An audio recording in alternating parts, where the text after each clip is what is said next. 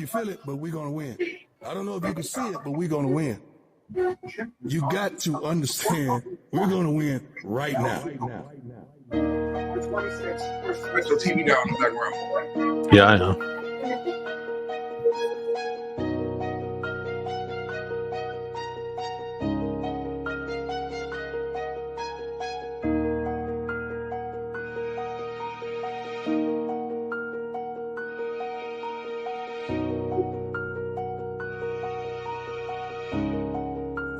Storm.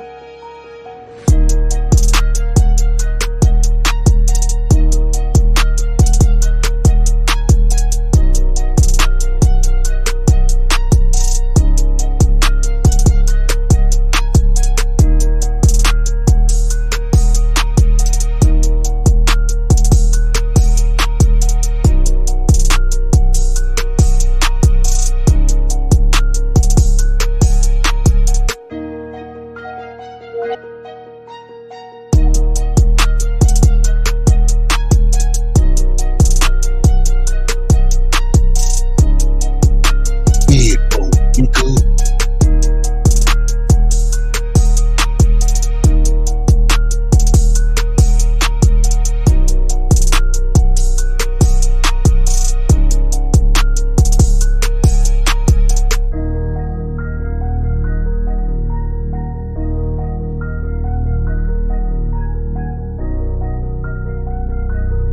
We get a motherfucking moment of silence for this small chronic break.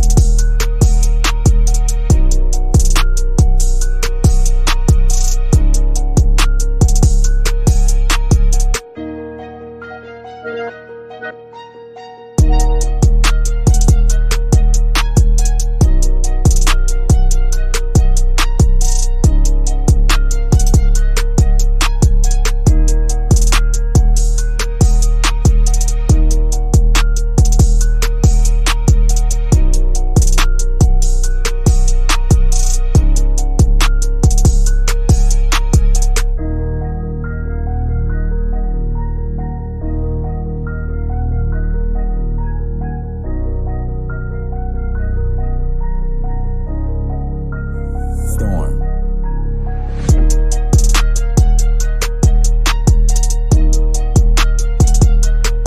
Okay. That's that signature. We gotta call that. That's like the signature Deadbolt beat and shit like that. You know what I'm saying? Just get the juices flowing. Doom, doom, doom, doom, doom.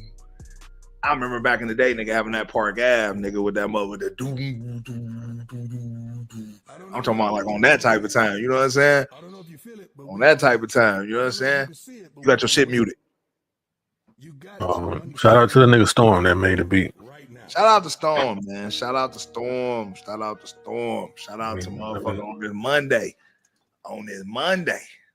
You know what I'm saying? Thank God we here on this Monday though, bro. Like, you know, what we about to talk about shit. I thought it was over for a nigga, man. I thought a nigga might have turned into a goblin or something around this bitch. You know what I'm saying?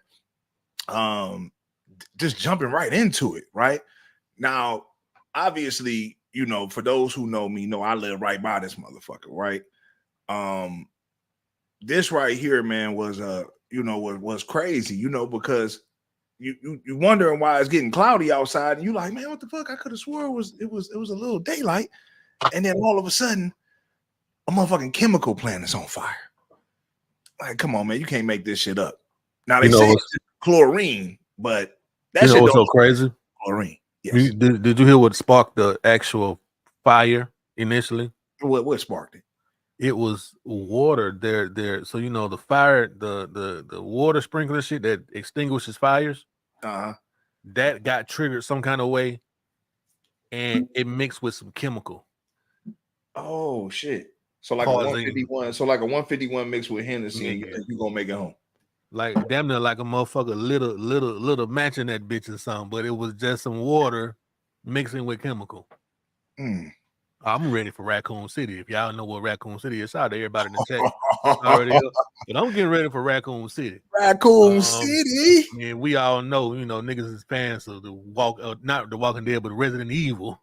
Resident Evil was the first Walking Dead for real. You know what I'm saying? Yes, it was. And Raccoon City was where that shit started and sparked off at.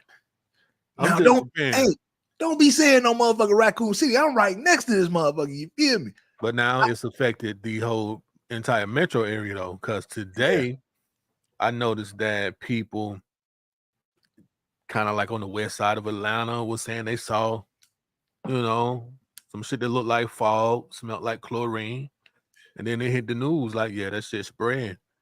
So yeah, it's getting around. It is what it is. I'm gonna go ahead and run the. You want me to run the video though? Yeah, let's run the video. For people that might ain't seen, damn, that shit's small right though. Hold on, let me see if I can make this a little bigger. Hold on, y'all.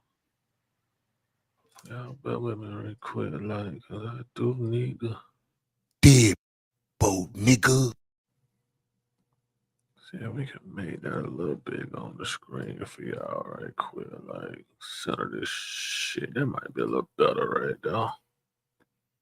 Oh, shit look the same down there, but it don't. Okay. Deadbolt, nigga. Oh shit, we had music. I ain't know we had some music. Dave Porter. Well, we do not own the rights to this music. Dave Porter, Breaking Bad, main type of thing, but we understand it. See that orange smoke in that shit? That look real suspect to me. It looked like I seen some eyes in the smoke too. Man, you don't see them eyes right there? Listen. It definitely looks suspect. Now, my sources tell me this has happened before. Yeah, like they had some type of situation like this before. It's the third time. But it's getting to the point, man, where like just look at our beautiful atmosphere, right? It's a beautiful day, sparkle clouds, and then you see this shit. It just, how much more can our planet take of shit like this? If you get what I'm saying. Like, this shit can't be healthy. You know what I'm saying? And like you said, smelling like chlorine, I woke up this morning, I thought I was in the pool. Like, it was a big ass haze outside. And, they evacuated 17,000 people from around this area. But it's like, I feel like this is how they got us, though, right? Because they can ignite chemical plants, wildfires, whatever, and just move the population. They can just shuffle the population how they want to do it, if you think about it, right? Like, they just had 17,000 people evacuate. So, why, you know what I'm saying? So, anytime they want to move niggas, they know how to do it. You do something like this, which can, fuck up our, they say, well, it should be good by tomorrow. Like the atmosphere has a toilet or something. Like, it's just going to flush itself out. Like, how do we know that these particles and stuff are not going to stay in our atmosphere? You know what I'm saying? And see, a lot of things come back later on and bite you. You know what I'm saying? Or they'll hit you with one of those commercials. If you were a victim of the chemical plant fire, please call this number. And a nigga got some fucking COPD with crystal-like whatever's in your fucking lungs from this shit. You know what I'm saying? So I don't trust this shit, man, especially now. We in spooky times. When I see stuff like this, and especially, something that should be very concealed, very controlled, when you see stuff like this pop off, it just make you go, like, what is y'all really trying to do, man? Okay, you say it's chlorine, right? But I mean, that's a lot of motherfucking chlorine. Do we see this cloud? Like, that look a little more than that look. That's a little bit more than chlorine. Goddamn, I didn't even know. You know what? This makes me not want to hop in the pool if a goddamn chlorine can just ignite like that. So you telling me if we in the pool and somebody throw something in the pool that's ignitable, it can flame up the pool? Because that's, from what you said, water mixed with chlorine caused this. But right? I can't say it was chlorine that was in the plant. It just, that plant was known for making pool cleaning chemicals. So we don't know what that shit was for real. I just look, this is what I know. If that smoke get on you, get ready for something to grow out you or something. Let me tell you, let me go ahead and say this right now. The chat might disagree. Hold on, we got a couple comments right quick. Like, But the chat might not disagree with me. I mean, might not agree with me. You might not agree with me either. But this type of shit right here and COVID babies, they're gonna see them COVID babies. I don't know what's gonna happen to them COVID babies, but about 20 years. 20 years from when they got made from them jabs and them COVID labs. Yeah. We don't know what they're gonna grow into. I'm just preparing for the X-Men and the mutants and motherfuckers walking through this shit right here. I'm preparing for Bane, all the motherfuckers. I'm preparing for all the X-Men, mutants, Deadpool, them. Yeah. Nah, the Dolomite nigga, whoever, all that shit. It was Dolomite. He wasn't no damn superhero. He was a nigga. Dolomite hero. was a goddamn superhero. He was a nigga hero. That nigga was a Negro hero. Let me run through these comments right quick. Like, man, we got a couple comments. We got E-Man in the building, man. Appreciate you for joining us. E-Man said prayers for everyone affected by Hurricane Helene. If I said that right. DJ Kevin Kill said, "What cracking?" Kevin Kill, man. Appreciate you for joining us on this good Monday night. Kevin Kill said, E-Man, what up? Y'all niggas love communicating. Y'all Texas do that. It's all love, though, man. We appreciate y'all, man, for coming. We got Confessions of a Sinner, my God. And Aki, what's good, man? Appreciate you for joining tonight. He said, Trav, what up? Mm-hmm. But like I said, this ain't nothing that I feel it was an accident. This wasn't no accident. It wasn't. Like, it wasn't, Trav. I'm sorry, bro. Like, everything is strategic. You know what I'm saying? Like you said, we don't know what was in this shit, and me and you were definitely affected by this shit. Yeah, we live close to Conyers, right? Like we're not too far away from fucking Conyers, right? Like we're not in Atlanta Metro, or he is in Atlanta Metro, but you know what I'm saying? But we're on the outskirts. We will be considered on the side of Conyers. You know what I'm saying? So I know this shit is gonna be a lot closer to me. Yeah, Conyers sure. Ain't, but it's still on the east side of the metro area. So I mean, that cloud looked like it was going right to Stone Mountain. You see? I can't remember the last time I've been to Rockdale County though, so I don't know. Well, Rockdale is right next to me. So it's like right next to, it's like, it's Walton, it's Rockdale, and it's Gwinnett. Mm-hmm. They all share that little, that little area. But like Trav said, bro, like it definitely could have affected somebody. Somebody's gonna get affected. Even they said it, right? They was like, this shouldn't be harmful to all people. So you basically leaving room for some motherfuckers to get fucked up by it. I wouldn't suggest people going outside, but at the same time, who really got an insulated house for real? Right. Like, you know what I'm saying? So you really fucked up. You just better hope that, whatever it is, well, I'm fucked up. I can't say y'all because I don't know where y'all are watching. Yeah, like I was saying earlier, man, my people, y'all motherfuckers don't hear from a nigga, bro. You know what I'm saying? Might want to come check on a nigga, man. Motherfucker might have some shit growing up out of him. You feel me? Yeah, some of my folks that work in education, man, they was at work today, and they work on the west side of Atlanta. Okay. And they saw the fog and they smelled the chemicals in the air. So it's definitely getting around. But the news was saying that it was projected to go northeast, but obviously, it's not only going northeast, it's going northeast, south, and west. You know what I'm saying? Kind of, sort of. But so hopefully the wind will blow this away. I can't say well, you know what I'm saying? But obviously wherever it blow it to is going to affect people if they inhaling this smoke, man. So that's crazy. If you was out on the road that day and seen something like this, you're gonna pull out your camera phone. Yeah, just like everybody else. Pull out your phone. Yep. Like everybody else. That's why we got so many different angles. Niggas was pulling out their phone for show. But it's so crazy, man. We not only did we have a chemical spill, right? Like they make it stranger things out in this motherfucker, right? But we also was affected by Hurricane Helene. And even though on this side of it, I really didn't catch that much, you know what I'm saying? It wasn't like all the way fucked up for me. I didn't catch the flood and shit like that on my side of the track. The west side really got hit, bro. Like, you know what I'm saying? Like Bankhead area, all like that. You know what I'm saying? Definitely got hit. For y'all who didn't see the footage, we definitely got some footage of the hurricane. Show y'all how niggas is getting around on them boats and all like that.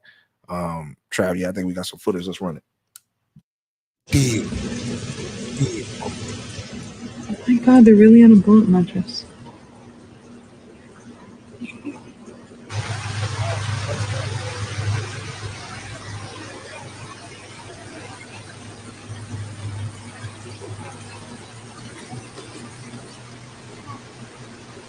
And see the pool. Meeting office.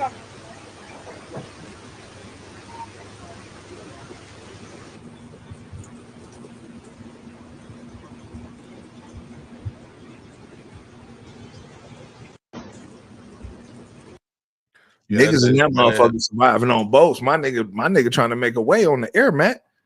Trying to make a way. Right quick, like, man, before you dive all the way into that, let me hit these comments right quick. Like, we had Pure Lavish, man. Shout out to Pure Lavish. Appreciate you for joining us. She said, I definitely got a public safety alert regarding this bio lab today. I did also. Today I got a public safety alert today. I'm surprised I didn't get one yesterday, but I think I got something yesterday also. E-Man said every generation after a jab comes out unhealthy one way or the other.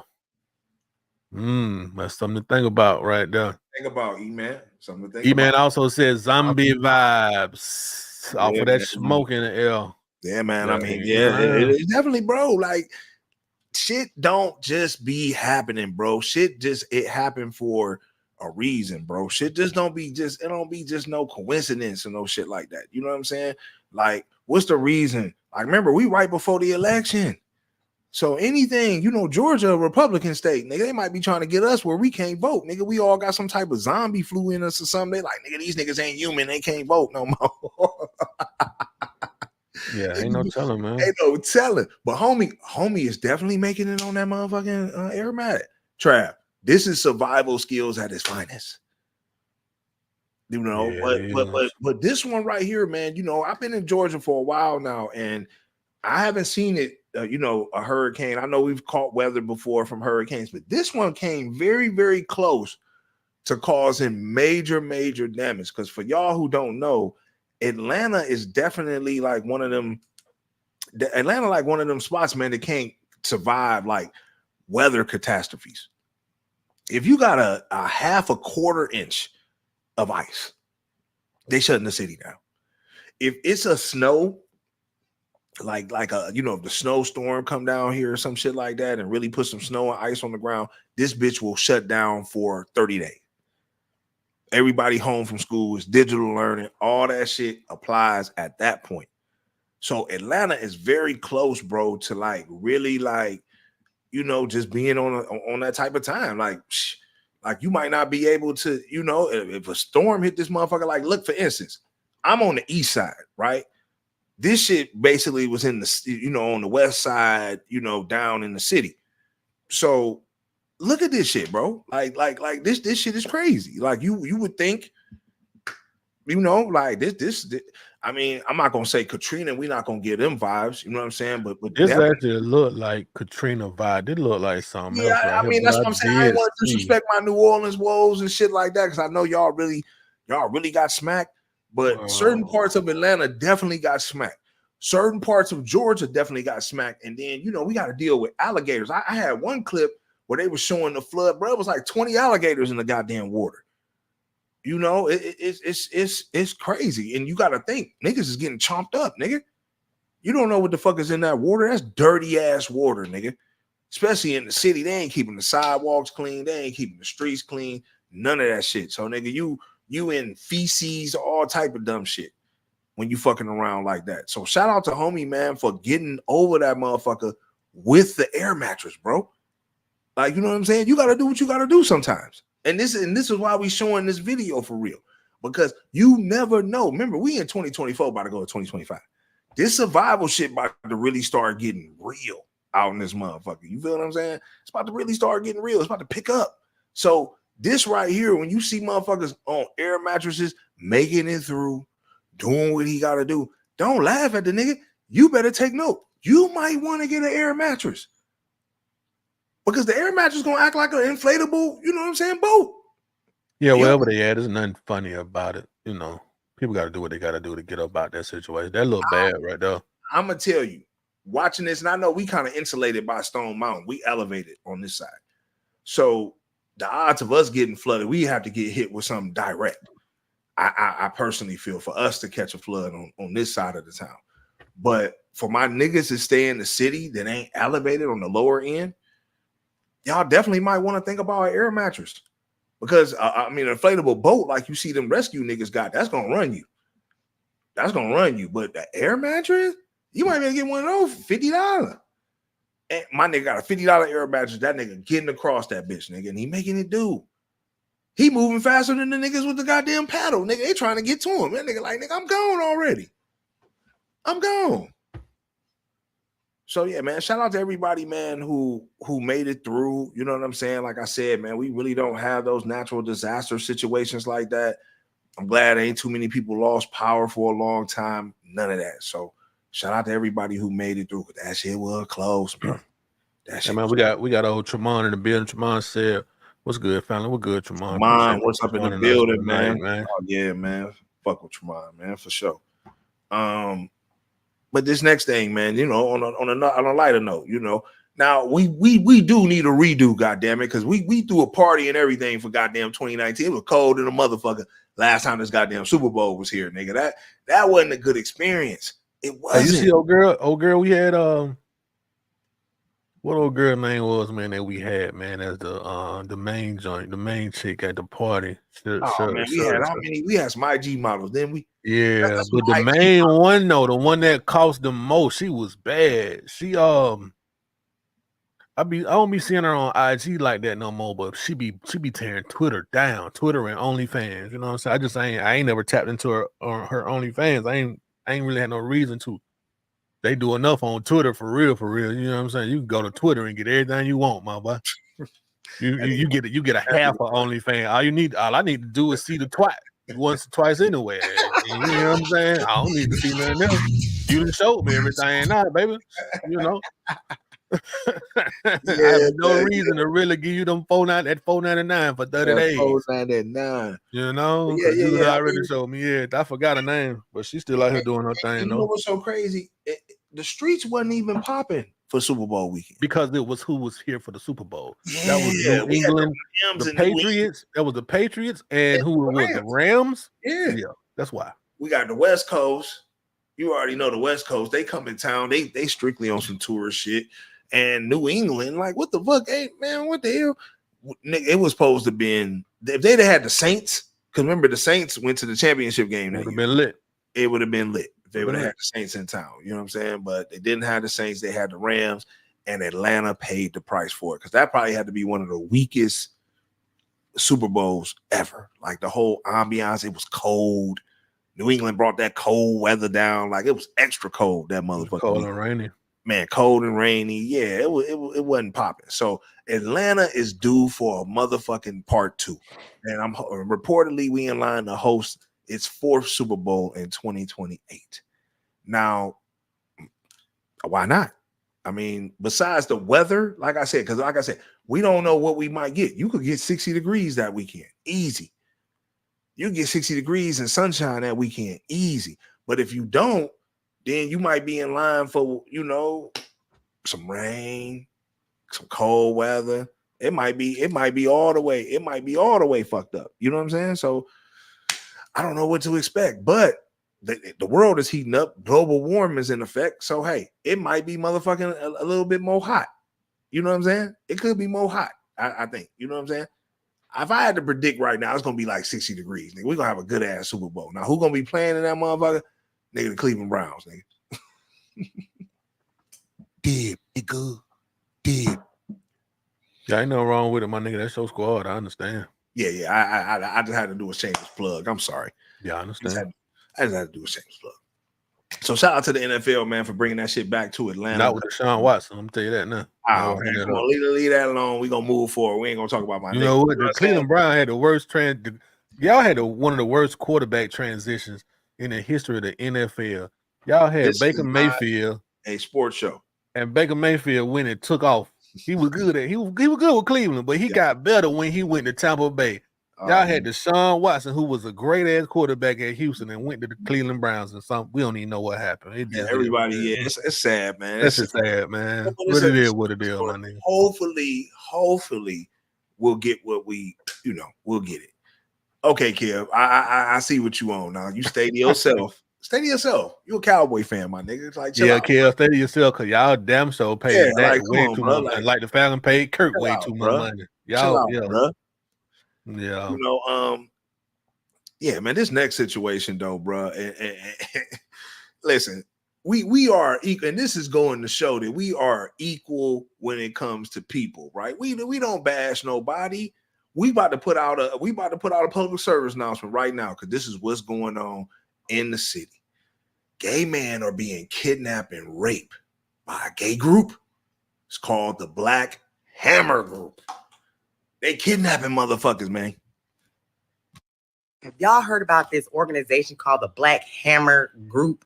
They out here snatching up black folks, homeless men, homeless little boys downtown Atlanta, and got them out there in Fayetteville, was holding them hostage in their house, essaying them and doing other weird shit. The leader hijacked the movement and held them against their will. Now, one of the homeless men got hold to a phone and called the police to get them. He said he was in there in the garage. You said you were kidnapped. Are those people there with you now? Yes. Okay. Who are they? They going to like him all of the The police on the phone. They had the police on the way over there. They called all them folks out the house. We woke up and the police and everything were surrounding the house, so we were asked to come out one by one. They was calling them out the house. One of the dudes on the inside, one of the people that was holding them hostage, he ended up shooting himself in the head. Police say they found the body of 18-year-old Amonte Ammons, one of the alleged kidnappers, who the group calls their defense minister. Police say he killed himself. Augustus Roman, the little ugly nigga with the glasses, and Xavier, the one with the blonde hair, the little ugly man with the blonde hair, they're the two, plus the other guy that held them folks hostage. Yes, he does. He would make us do physical labor. Like, he forced me to stand outside for like 5 hours with his defense, so I couldn't leave. I could have been there. Have y'all heard about this organization called the Black Hammer? Interesting. That's crazy, man. So, I mean, it's not safe for anybody. And you motherfuckers is going around, you know what I'm saying? I know you motherfuckers, got your own little world, your own little society, but we want to put it out there that the Black Hammer Group is getting you niggas. So I suggest you stay safe. I suggest you stay, you know what I'm saying? Keep it low key, nigga, because obviously, it's some kidnapping going on. You know what I mean? Crazy. That's crazy. And look, folk be weird, man. Hey, but if you do weird shit, you get hit with a weird group. Pure Lavish said, wow, 18 years old. Sad. I agree. That's sad. Sad. Yeah. It's definitely sad. But let's get into the hip-hop news. Everything affecting our culture and all the fuckery around the galaxy. Now, I know we didn't go live last week because, obviously the storm, they had niggas fucked up, power and all that shit. You know what I mean? This situation, though, man, as we just start talking about some hip-hop news real quick, do we agree with Skilla Baby? Says the rap game is for young people. This ain't no old nigga sport. It's only a certain nigga that can be like Future and Drake and be old as hell. Trying to be like, it's only certain niggas could be like Future or Drake or be old as hell and be like rapping and doing like Future right there with them niggas listening to that bullshit. Only certain niggas could be 40 years old and rap about that shit and be accepted culturally. Yeah. You gotta understand that like only certain amount of niggas going to the NBA. That's just period. So if a nigga feel like everybody gonna be like Future, he's dumb. Nigga, get your money and go home and be protected. Nigga, go have some kids. Niggas be wanting to still be fucking a kingpin, and nigga, you 35, you ain't sold a zip of dope. Nigga, why is you feel me? Your audience is 35 years old. Like these people Playing go to golf bed and at 9 shit. o'clock because they got to get up and go to work and shit. Like You feel me? This is a young nigga sport. Like, you feel me? I don't care how you try to put it. Right. The young niggas and the young females, they going crazy because we trying to be like, it's only. You know what? I'm gonna keep it a beam, man. I think what Skilla Baby is saying, in a sense, is right, but for their game though, right? For their game, like for what they fucking with and what they doing, you don't need to be no fucking 40-year-old nigga doing what they doing. And this is why we urge, man, for a contemporary or a different type of category for niggas that's in their upper 30s, 40s, 50s, whatever, to be able to drop music and obviously have a audience, because we still appreciate niggas like that. You know what I'm saying? But he got a point by saying, like, okay, should no young niggas, should no old niggas be trying to be in a young niggas game? Should no old nigga be talking about, bricks, dope, all that type of shit? But to be honest, the niggas that we grew up off of, right, that still might rap, what do they rap about if that's what they were rapping about when they were out? Like, what do they rap about? It's only so many songs you can create talking about leveling up or, doing something else or talking about your businesses. I mean, music, man, is storytelling. And that's the thing. Like, why can't a nigga get on and tell a story about a drug dealer or a story about a certain situation? You know what I mean? Why does it have to be like he's actually doing it? He's the motherfucking musician. I never understood that shit.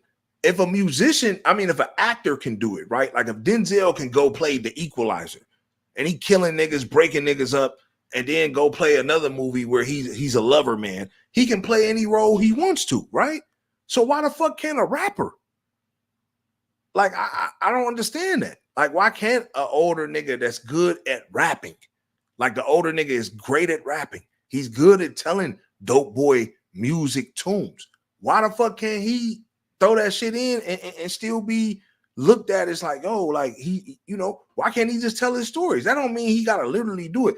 This is where you young niggas went wrong. You young niggas went wrong because y'all want to do the shit for real. Y'all want to do drills for real for the spiel. Y'all want to be out here for real bodying niggas and doing stupid shit. See, back in our time, it'd be a few niggas, that's out here moving and grooving. Shit. I remember Steady B and Cool, whatever his name is, nigga, they got hit up for that robbery, and Steady B niggas went and did all that time. So them niggas were some of the first gangster robbers from Philly. Philly niggas, bro. People don't even know that. They were some of the first people that cuss on record. Yeah. So it's just like, it's just different, man. I don't understand why a MC can't go on and tell stories, Trav. He can if he wants to. But right, he can if he wants to, but it shouldn't be to the point where he's getting ridiculed. Yeah, it's all good, man. Everybody gonna have their own opinion. And a lot of times the young cats be hating, bro. For real. Especially when your music sound better, you're more popular. I guarantee you, man. Like what niggas can really talk that gangster shit right now? I mean, obviously Jay-Z can still drop.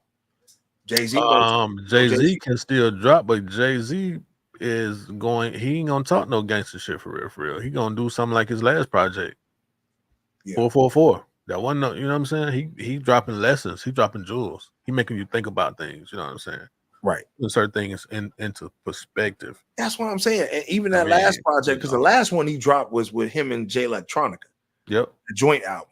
And I suggest any of y'all who haven't heard that album, go check that out. That Jay-Z and Jay Electronica. The thing is about them, they're people that can actually they can actually rap. They can spit. Right. They don't need the gimmick of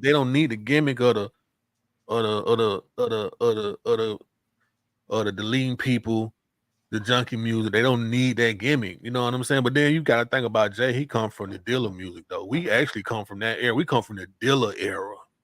Right. Now it's the junkie era. It is what it is, man. Somewhere music made the switch. And now on top of the junkie shit, now you got the smoking on Tuka route. You know what I'm saying? They want to smoke they want to smoke the drill route. They want to smoke on the op pack. Yeah, you got that kind of rap, man. You know what I'm saying? So I think he got a point by saying though that shouldn't no older nigga be doing that type of music. Like you shouldn't be in his lane, but I think it's up to the music to create a new lane. Let me ask you something though. Rap shouldn't be good. Let me ask you something. Why, after all the albums that Future has, why does he stick to the same script? Why does he talk about drinking codeine, drugs in a designer bag? Do you think he only does that because that's what works for him? That's what works, and that's what's selling, and that's what Skilla Baby talking about. He like, yo, like, it's only certain niggas who can talk that talk, and that's getting up in the age. You know what I'm saying? But for real though, I think if he sat back and really think about it, like, hell yeah, I want to hear a nigga like Pusha T. You know what I'm saying? I want to hear a nigga like motherfucking Jeezy. You know what I'm saying? I want to hear Gucci. Like all these niggas is up in age now. All these niggas like is Pusha 40 T now. though. You gotta think though, Pusha T gonna go over niggas like I'm not familiar with Skilla Baby like that, right? But from just my opinion, Pusha T might go over his head a little bit. He might be confused at the bars Pusha T be spit. Gucci, you know, he probably can get with that. I'm not trying to call the young brother dumb or not, but you know what I'm saying. Right. But you know, I think it's just about time that music makes an adult contemporary rap. You know what I'm saying? And like kids need to have their own rap. Drill should have its own lane too. Like everything needs to really be genred. But I get what he's saying though. So you're like, saying rock and roll needs to be the same thing? Man, rock and roll is just rock and roll though. Like hip hop is hip hop. But no, it's different forms of hip hop though. It's different forms of rock music. Yeah, I mean, you have contemporary rock, you have classic rock. You got heavy metal, you got grunge. Yeah, you know what I'm saying? Well, we need that for the rap game now. We don't have that now. You got that. You got trap rap. But it's not acknowledged when it comes to awards. And I think that's what but they don't acknowledge. They don't acknowledge that. Like rock and roll doesn't. The different subcategories of rock and roll aren't acknowledged like that when it comes to award shows either. Though it's just different. It's just different branches of the genre. That's all that is. The same way with hip hop. Same thing. Everybody in the trap rapper. What's popular though is the trap rap. Obviously, that's the most popular. And where the drill had a way, but it seems like drill music done died down now though. Who all you got in drill? 5EO4, that nigga? That's it? And Ice Spice? I mean, you I'm just saying, when drill nigga after Pop Smoke, seemed like drill was no more for real. But you know, 5EO4, he took off. Maybe Pop Smoke was his, you know, that was you know, Pop Smoke had to go for that man to reach his heights. Yeah. Let's run through these comments right quick. Like Kevin Kev said, only in hip hop is this even a conversation. I agree with you. Only in hip hop. Jamon said they age niggas out in hip hop. They damn sure do. They age niggas out. 3000 said he down there 50 years old. What he gonna rap about? Give me the flute. Yeah, but you know what though? I'm gonna tell you something. I think what's different between our music and other forms of music is our music is based on bravado, ignorance, killing, immaturity. You know, our shit is based off that. Look, E-Man said, Nas still puts out albums and they be fire. Yeah, I mean that's what I'm saying. But who's listening to Nas from Skilla Baby's point of view? I think he's like 24 or some shit like that, 25. Yeah, I ain't no telling. You know what I'm saying? So for them, you know, it's a select few niggas probably listen to Nas, but they wasn't around to hear Nas. Most niggas who fuck with Nas is niggas who was around and came up through that era. Yeah, they goats would probably be a nigga like Future. Like the Wizard probably gonna be they goat. Drake. I can't even say Wayne. I can't even say Drake though. Drake really Drake really don't fit in the category of the same music that Future makes. I mean, with Drake shit, Drake an MC. I ain't taking nothing from Future. You know what I'm saying? But Drake but really he can made an rap. album For real, with for real. Future and Drake. I'm sorry. He made an album with Future and 21 Savage. He's supposed to though. Yeah, That's yeah, how you that's stay what I'm saying. relevant. Exactly. So I think that, you know, that's why Skilla Baby brought him up. Like, he brought the nigga up too. Like, niggas can't be on that type of time. Like, Drake can dibble in that lane and dibble in the young lane and shit like that. Future stays in the young lane. So is he saying 2 Chainz was wrong for really taking off at 36 years old? I mean, Rick Ross took off at like 30-something years old, almost 40. So, Chainz really. I mean, look, Chainz, in my opinion, nigga, Chainz rap better than Future. It is what it is. He ain't got the body of work. He's not as popular.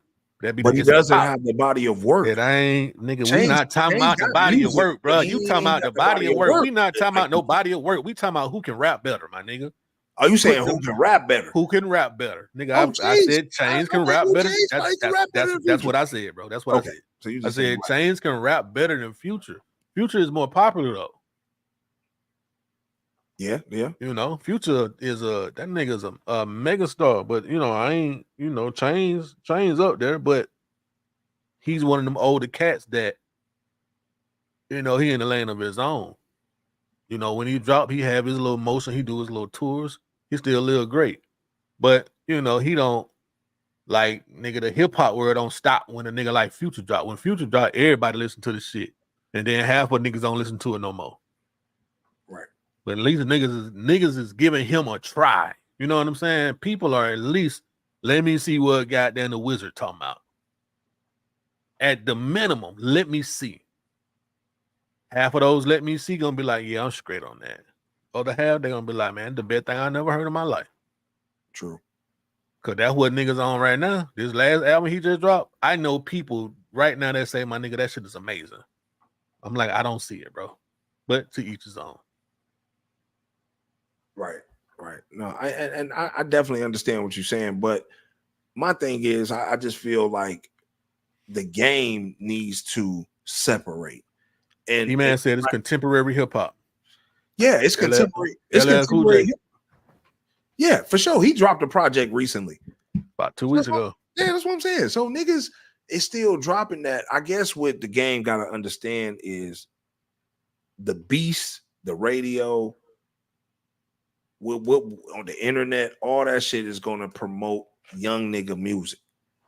And if you not on that wave of making ignorant, stupid music, then you're not going to get on the radio. You're not going to get on the BETs and all that.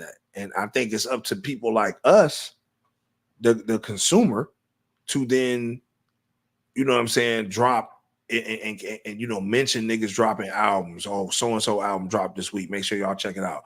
Or go support, go stream. It's up to niggas like us to keep these niggas relevant, to put some money in their pocket so they can drop music.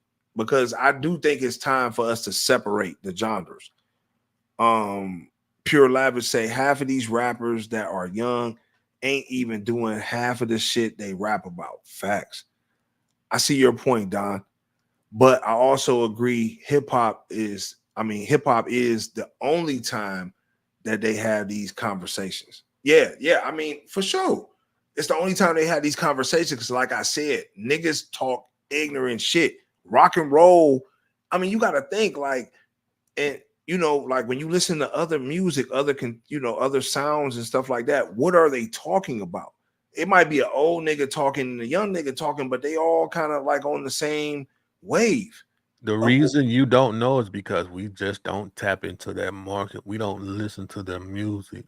A lot of them folks be talking about some of the same stuff rappers be talking about, just in their own lingo, doing drugs, fucking bitches. Yeah, but I just, what I'm saying is when a lot of these dudes like a Guns N' Roses or they legendary though. Yeah, you know, all these older rock groups now, they tour playing their old shit. Yeah, all here do too though. Why would Jay-Z, nigga? It makes sense.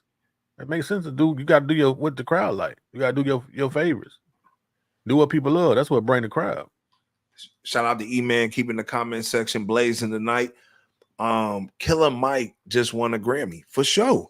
Killer Mike ran the Grammy Award. Shout out to the Grammys because they are peeping the whole spectrum of hip hop and recognizing all of hip hop.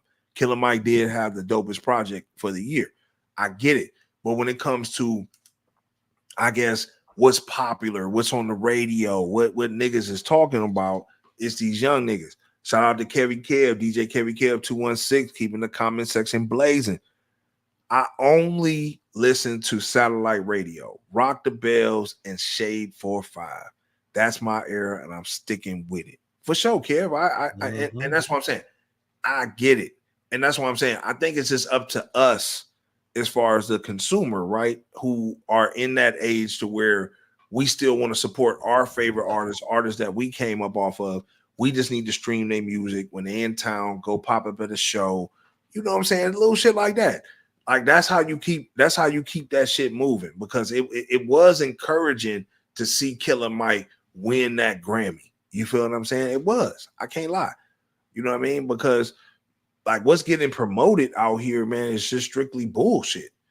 Promoted though, like I mean, but you got to understand when you go gets promoted because that's what makes the dollar though. Yeah. And when you go to the club, I'm not gonna lie. Like, would I rather hear Killer Mike or would I rather hear Future if I'm at the club? I want to hear Future, nigga. Depends on what songs it is, though. I mean, no, just play Future. I'm just saying, if a nigga just said, bro, I'm running Future or Killer Mike all night. What we doing? Future. You on that oil on that, and you on oil and dope. You want to hear Future? Yeah, I want to be honest. What I'm saying, I'm saying, man, what? I got tequila flowing. I'm smoking that shit. No, nigga, I want to hear Future. So that's what I'm saying. Everybody has their own lane, and that's what it should be. And I think that's what Skilla Baby should have fucking highlighted more. He didn't really highlight that part, but he should have. He should have said, like, okay, this is what I'm feeling like. Look, everybody got their own lane. He should have acknowledged the Killer Mikes and all like that. But I think when he sees older niggas just hopping in his lane, he got a right to feel the way he feel. Kevin Kev said, Kiss Black Tie fell December 1st with orchestra. Tim to Tuxedo. Yep, and I'm probably gonna be the Kev up there in Clark County, my boy. Who's gonna be performing there? Oh, Jada Kids have it in Tim's the Tuxedo shit. And with orchestra. And that's December 1st. Yeah, that shit gonna be lit. That's you dope. already know. Yeah, that shit gonna be lit, man. That's what I'm saying. It's certain older niggas that get respect, get support. I'm totally for it, but I just think for if he meant that niggas that are older should stop rapping, I don't fucking agree with that. I don't fucking agree with what niggas talking about, like when Rollo made that comment about Boosie, or just niggas that are 40 that still rapping and shit. Nigga, it's a fucking blessing to still be able to have your audience show up at your fucking shows. You know, for niggas like Boosie and all these niggas, Jeezy, T.I., Gucci, like, man, these niggas, man, listen, I wish, nigga, what the fuck, nigga, if I'm making music, nigga, that I can guarantee an easy $250,000 a year still in shows. Like, who wouldn't want that shit, bro? Yeah, but that's see, the thing about that though is they will always be able to still tour because of the generation that, you know, they perform for. We still here. We ain't niggas ain't dying. You know what I'm saying? It's a broad spectrum. Like a T.I. be able to perform as long as he don't get old and start and knees get bad, he'll be able to go, my nigga. You feel me? For the next 10, 15 years. Look at Goody Mob. Goody Mob stay on the road. It's 2024, my nigga. Goody Mob stay on the road. Yeah, that's what I'm saying. It's certain music. You know what I'm saying? So you talking about that Big Boy from Outkast? He's still relevant. He can still perform right now. He don't need Dre. He do all Outkast songs and his own songs. You know what I'm saying? Real. He gonna sell out a show, bro. We want to see that. You see what I'm saying? Yeah. So yeah, and he got a squad. Definitely. Shout out to Pure Lavish keeping the comment section blazing. Pure Lavish said, "I'm from," what she said. Unfortunately, hold on, where that comment go? Unfortunately, from a fellow in Wow, from a fellow New Yorker, I don't listen to Fabio or Ice Spice. Oh wow, they taunt their ass off. Kevin Kell said Titty Boy been in the game for a long time. Yeah, he has been. He been in the game. Yeah, for man. Titty Boy been a long time. Long time, man. Kevin Kell said these young niggas ain't even living to see 40. You right? They down sure ain't. Yeah, that's true, man. Yeah, that's true. Young niggas is dying. Young niggas is dying. But this next thing, though, man, we gonna get into. You know, I think it is what it is, man. When you think of shit like, you know, which one? The one at the bottom? Yeah, the one at the bottom. One at the bottom. I think. Bless you. So I think this one because we gonna be honest. This one, I always tell people it's true, right? Like what Wallow is saying. I think this shit true, but we gonna listen to what he say, and let's see what the ladies got to say about this. Because we gonna be honest. I always tell people this. When that guy in the 80s pull up with that Benz, Envy know what I'm talking about. He got the Benz in the 80s. He got that gold chain on. He got that feline sweatsuit on with them felines. He got them rings on, them nugget rings and all that shit. And he pull up to the neighborhood. He's pulling up to our black communities to deal with the most beautifulest girl in our neighborhood. And when he pull up to get her, as he open in the car door and she get in the car door, you know who's speaking to him? Miss Johnson, Miss Brown, Miss Green. They all, hey, baby. But at the same time, you seeing Mr. John come back from work. He's a plumber, all dirty, and nobody speaking to him. I'm sitting on the step watching all this shit take place. So I said, damn, I got to be a part of this shit. In the black community, the women dictate who the man want to grow up to be based off of who they date. That's real. So I'm looking at it like, shit, I'm only seeing these girls, they dealers and dudes that got nice cars. I got to get me some nice cars to get me some ass. I got to get some jewelry. I got to get fly. That's what it was about. And the way you saw to get fly was that's the only people I seen to respect. Yeah. They only respected the criminals in the game. Right. Because he got a point. You say he got a point? Yeah, facts. Yeah. I mean, for sure. And that's what I'm saying. Like, I think it's sad to say, bro, but and I want to hear a woman's perspective on this, right? But this is my feeling, right? Women have dictated our society. I remember I watched the NWA documentary recently, right? And it was like Ice Cube was in Houston and he was performing and he was yelling bitch in the crowd, bitch, bitch, bitch. You know what I'm saying? And you know, motherfuckers was acting like they was offended. You know what I'm saying? Like they was acting like they was offended and shit like that. And you know what I'm saying? It was crazy how you go from that to now you have women who pretty much sing the shit, sing along with the shit, all like that, right? So now you got this situation to where, like, what made the feminine man acceptable in our communities anyway? I mean, to be honest, man, it was when the female started accepting the feminine male. You know what I'm saying? Like that's my point of view. What made ignorance, drug dealing, and all like that shit acceptable is niggas all did this shit for the Putin. Like niggas everybody who did what they did, it was always for the women.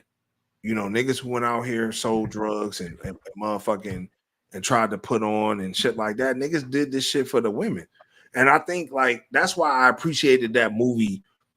I appreciated that movie Chirac, because I felt like Chirac was one of those movies that kind of gave like the outline of like the power of what women could actually do to affect change within the community. Like I think that shit went over a lot of people's head. Like I think a lot of that shit went over a lot of people's head. You feel what I'm saying? But it really, when you think back on it, it's like, damn, like they was able to affect change by everybody being in unison and not giving themselves up to make niggas change. You know what I'm saying? So if we really want to see change out here, man, I think it starts with our queens, man. I think it starts with our queens. I think if y'all don't want to see feminine niggas, y'all gotta support the alpha niggas. I think if y'all don't want, the drug dealers and all that type of shit, y'all can't support them. If y'all ain't showing them love, if y'all ain't fucking with them and y'all downgrading them and shit, niggas gonna find something else to get into. Like they gonna find something else to get into. They ain't even gonna want to do that shit no more. The only reason why niggas do that shit is like what Wallow said. They do that shit because they know, like, oh shit, like this is what they respect. This is what they respected. You know what I'm saying? So I think once money lost its integrity, that's where we got fucked up at out here. We got fucked up out here when money lost all its integrity. When niggas, it don't matter like what you doing, what you got going on out here, niggas is able to, you know what I'm saying, be looked at as heroes and gods and shit like that, and they selling the worst shit to our people, or they doing the worst shit to our people. And I think when you got shit like that, I think that's where a lot of these niggas wanted to be hustlers. A lot of these niggas wanted to be in the game, and that fed the prison systems and everything else. You know what I mean? So it's crazy. It's crazy when you look at shit like that, man. But I really want to hear what y'all feel about that. Like I personally want to hear what, you know what I'm saying, like a woman has to say about that shit. Like E-Man said you can't tell women their decision making is wrong. I mean, that might be true. I think some women, though, to be honest, though, bro, I think some women are accountable, right? They understand, like, because they might not have did that shit personally. We just talking about the species. We're not even talking about you personally. You might not have a nigga that you supported that was a femme. You might not have never dated a hustler because you didn't fuck with, you know what I'm saying, whatever. You didn't respect how they was getting their money. Whatever. So it might not apply to you directly, but it's just like what niggas is always since the beginning of time have done things to appease women. Niggas have always done that shit. Like niggas ain't doing nothing that don't appease women, that don't look good to women. Yeah, niggas want to stun on niggas in any way they can or whatever, but at the same time, they still want to do it for the women. If the women say, nah, that ain't popping, then I think a nigga would find another way to make it work. Real shit. You know what I mean? I think he will find another way to make it work. If a woman said, like, nah, I ain't going with that, or I don't like how that, nah, I ain't fucking with that. We ain't jacking that. Phil Abbott said, I feel me personally, most women, want someone to feel safe and loved and respected, etc. Unfortunately, women now are highly looking for the sugar daddy, and men out here are throwing money. So, but what come with that?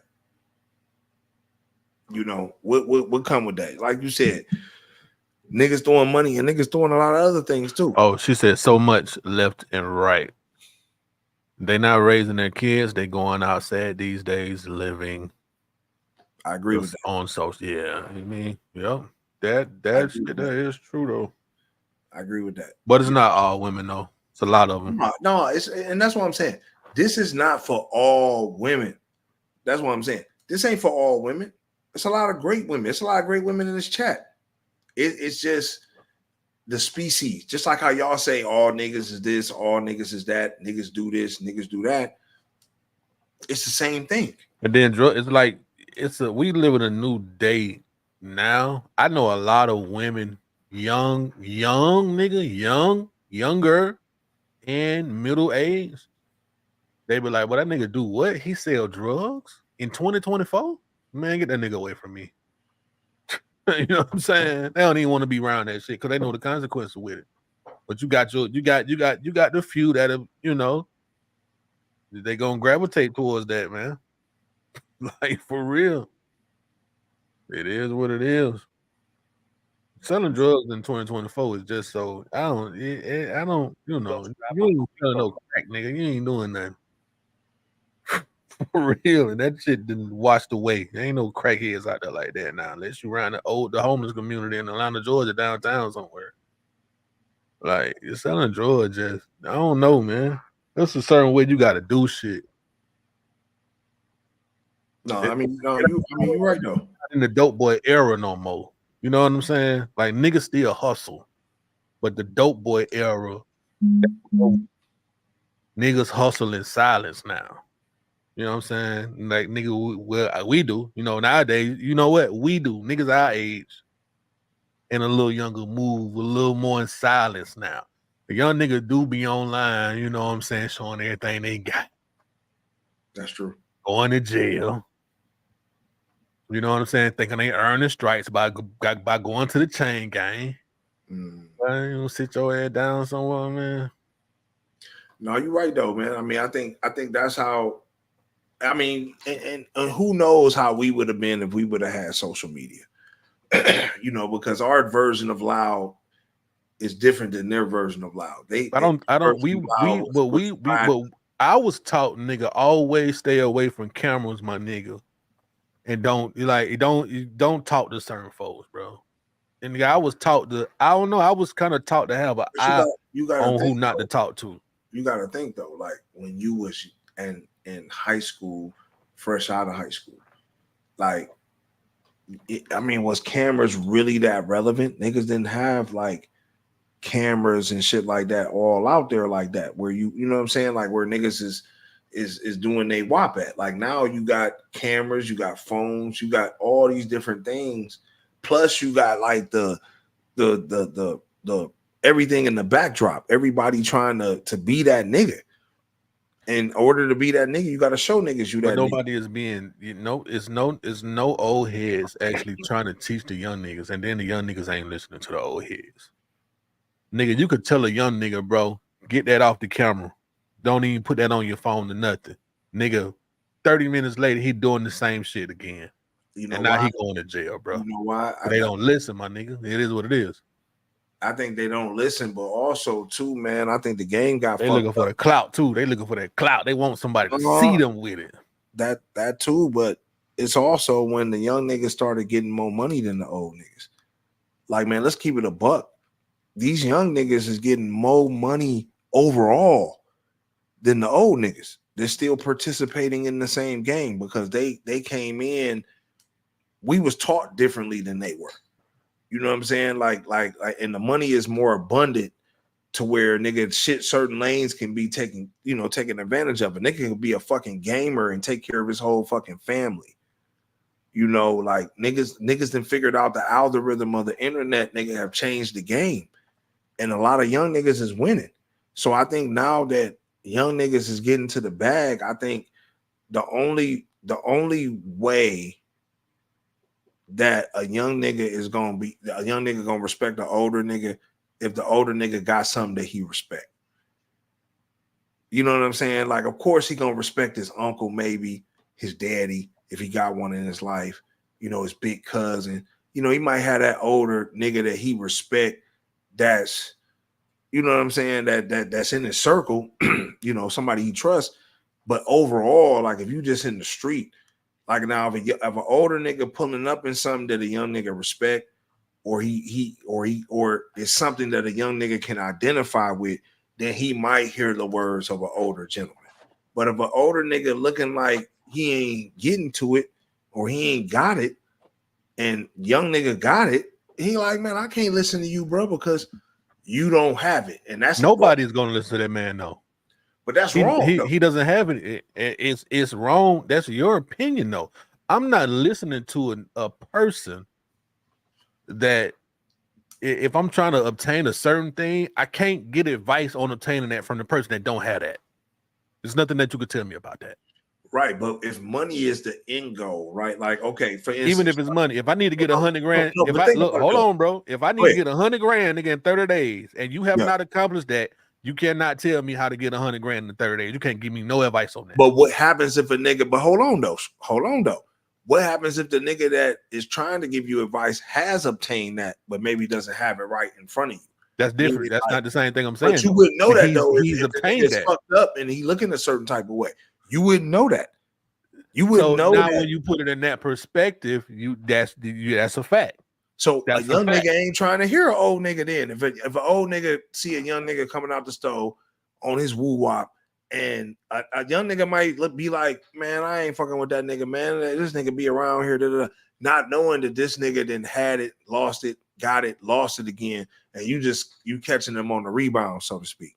You feel what I'm saying? And I think that's where these young niggas is lost at, because I see what it is when I move around this. When I'm moving around, what it is. I wouldn't respect the nigga that had it and lost it though. It's something that you did that I can't do, so I can't take the advice from you. Why can't I take an advice from a nigga that lost it? Because you had it. You lost it. I want to know how not to lose it. Nope, you had it. You already see probably how he lost it.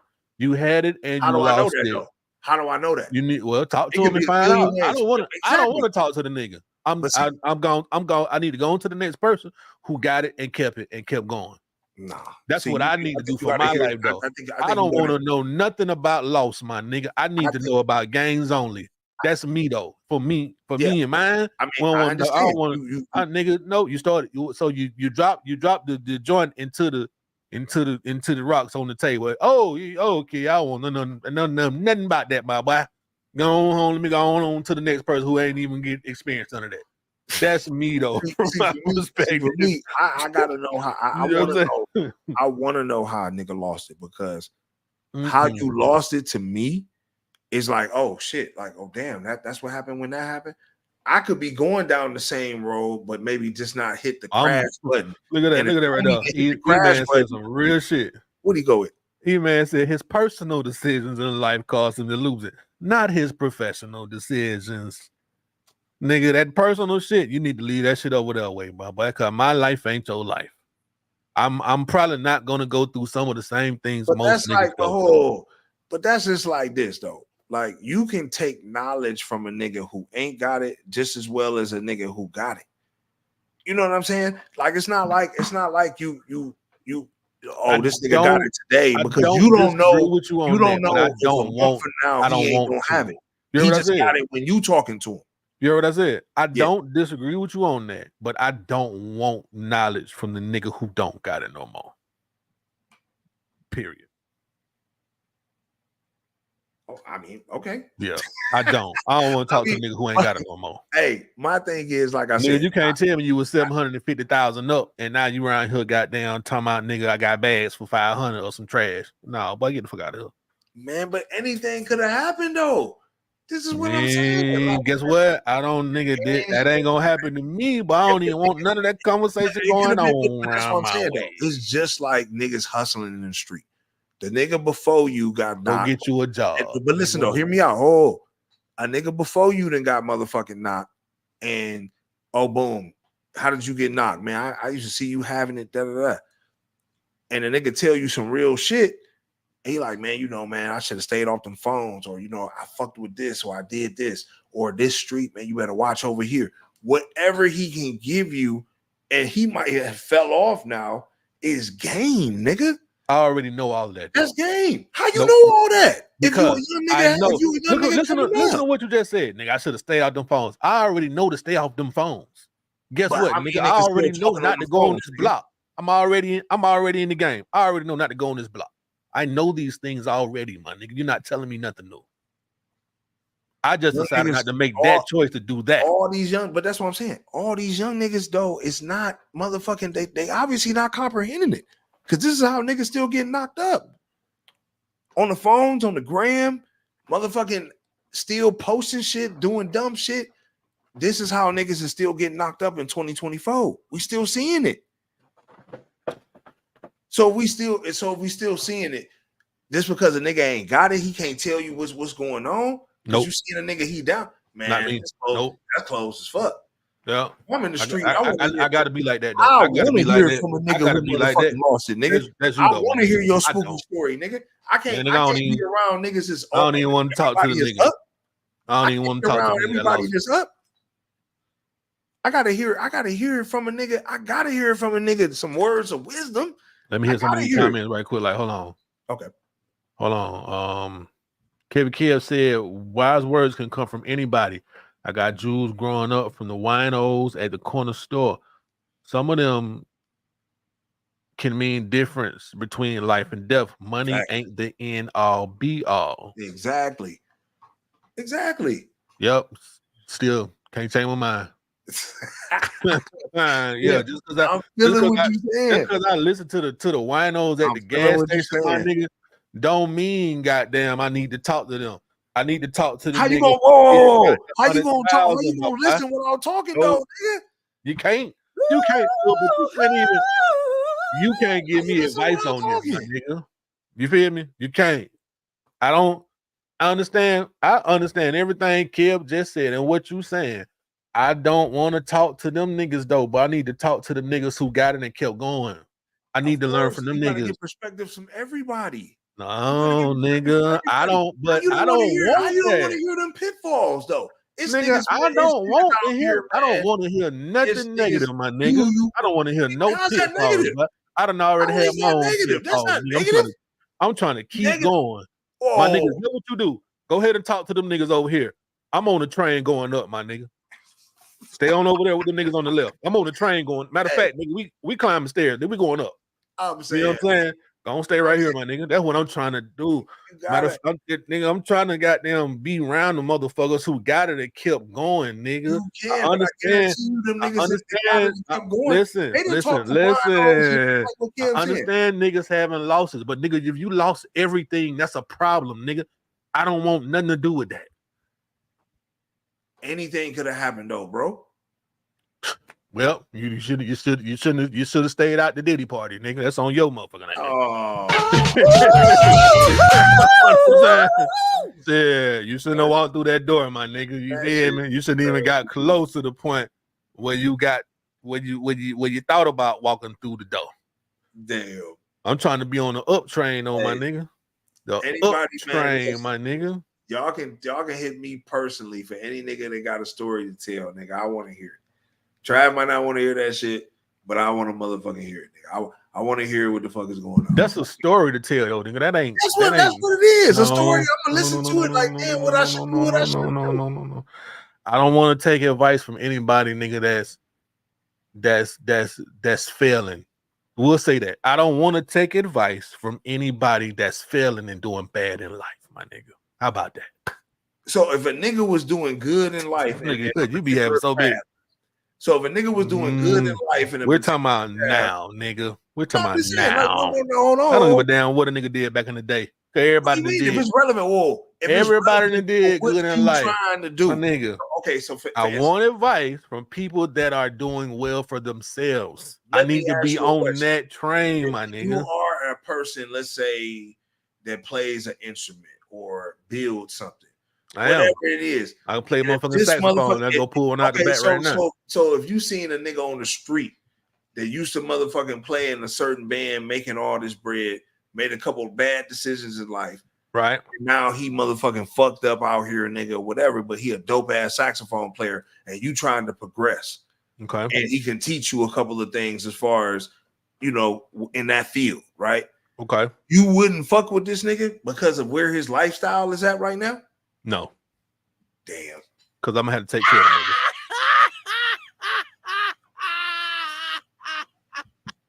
Damn. Nope. That's all I gotta say on that one. Damn. That nigga said, man, I gotta take care. What you mean you gotta take care of? You got nigga, you can't even, you on the street, my nigga. Where your reefs at? You can't even buy a reef. Man, then they got that cold ass motherfucking gold saxophone though. You gotta have a reef to even blow in that motherfucker though. Man. You see what I'm saying? That shit crazy, Trav. You can't blow the horn without a reef, my nigga. That nigga said, man, listen, I'm not fucking with you if you ain't. But that's we ain't changing.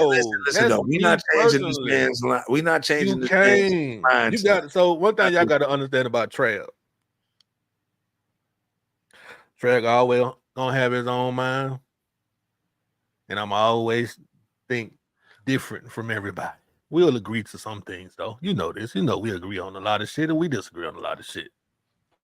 You know what I'm saying? So it is what it is. That's true. But nigga, I want to be around people out. that's doing well for themselves, my nigga. I don't want to be around no motherfuckers that's fucked up. That's like the homies, nigga. The homies will be like, nah, you don't fuck with her no more. Nigga, why you still on the same block we was on when you were 13 years? We were 13, my nigga. You still around this bitch. Nigga, where'd you even buy the $100 slabs at, bro? They don't even are you making this shit out of candle wax, nigga?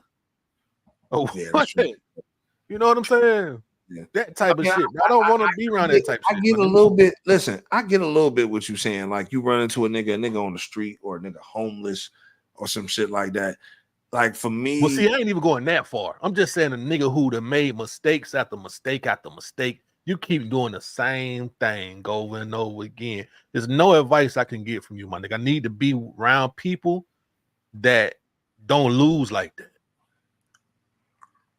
Because it's something that you're doing, my nigga, that's causing you to keep fucking up, bro. I don't need to be around that. I don't need to be around a nigga that be like one day. I don't want to be around the one day niggas. I need to be around the niggas like, man, nigga, shit finna happen soon. Now, nigga. Yeah, facts. I mean, you definitely don't want to be around no root-pook ass nigga who ain't got no drive or no shit like that. But my thing is, if I can meet somebody and this person has a particular skill or something I'm trying to learn or something I can gain from it, regardless of what your situation is, I'll pay you for your time. Oh, whatever, nigga. Like, woo, because we all a blessing to somebody, right? And if you got don't hit the cash up. You need to learn how to make clips. I got you. I'll make you a tutorial, my nigga, on how to use Canva, CapCut, whatever you need. Like, you know $1,700. You meet a nigga, you meet a nigga, and a nigga got a tool or a skill or something like that you can use. It's like, nigga, why not fuck with this nigga? You know, why not fuck with this nigga and give this nigga opportunity? Because you like how you make money is the skill that you provide anyway. So if I meet a homeless nigga and this nigga is a dope ass whatever I'm looking for, you're dope as fucking whatever I'm looking for, then guess what, nigga, you ain't homeless no more if I got it to change your life. Because that's how we all get paid. You get paid based off the skills that you provide, right? So if a look, nigga Kevin Kell said, hold on, right quick. Like Kevin Kell said, failure is the key to success. Okay, so Kev, that doesn't mean nigga fail and you done. It's over with. But I think failure. Hold on, Donnie. Failure is the key to success because you have to keep trying, my nigga. So what's happening if the nigga keep trying though? But if it ain't working, but no, hold on. If it ain't, that's totally different. Nigga, you done got there and you done failed. You got there. You got to the success and you failed. I need to be around motherfuckers who went through their failure stages and got there, and that's where they at now. Now they up. Because you gotta motherfucking keep trying, my nigga. So that's like you wouldn't talk to Dame Dash then, right? No, because Dame Dash made it. Yeah, I talked to Dame. Okay, I don't think Dame Dash is a failure though. Dame, what you mean? Dame isn't a failure to me though. The industry, everybody think Dame is broke. Then we just watch somewhere niggas was like, man, yo, Dame millions of dollars, bro. Okay, he's made millions of dollars, but as of now, currently, nigga, he'll tell you himself he's broke. So if he's broke, he didn't have what he had. You're not listening to Dame Dash? Yeah, I fuck with Dame. Okay, then. So now you're being biased then. But it depends on what it is though. But I don't see Dame as a failure though, my nigga. Dame Dash isn't a failure. But what is he doing now? He will be considered a failure now, right? This nigga got a whole network. He doing whatever the fuck he need to do. Niggas don't know about that shit. But stop playing, boy. This nigga got apps and all kind of shit, boy. Stop playing, boy. I mean, okay, you might know about it. Somebody put in the comments. You know how many more millions of people know about that shit? Which one of you niggas got a Dame Dash app? You know how many more millions of people know about that shit, my nigga? Jay-Z took off, made the billions and the hundreds of millions. And Dame Dash nigga would be considered a brokey in their world. In their world, he's considered a brokey, nigga. Now you're comparing riches against riches. What do you mean?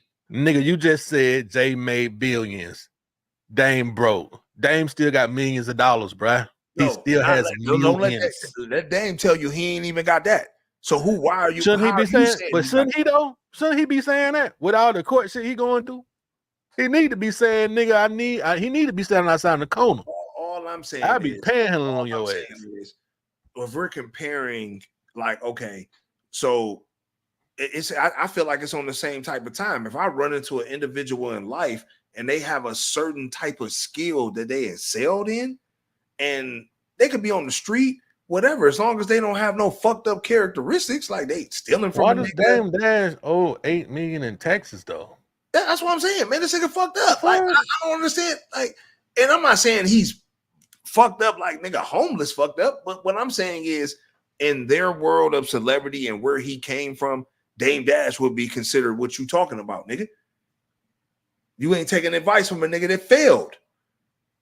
Nigga, he had a clothing line. It failed. He had a label. It failed. I'm looking at Dame Dash net worth right now. Yeah, I can't take no advice from that nigga. He failed. Period. He slumped. I can't even talk to Dame. Period.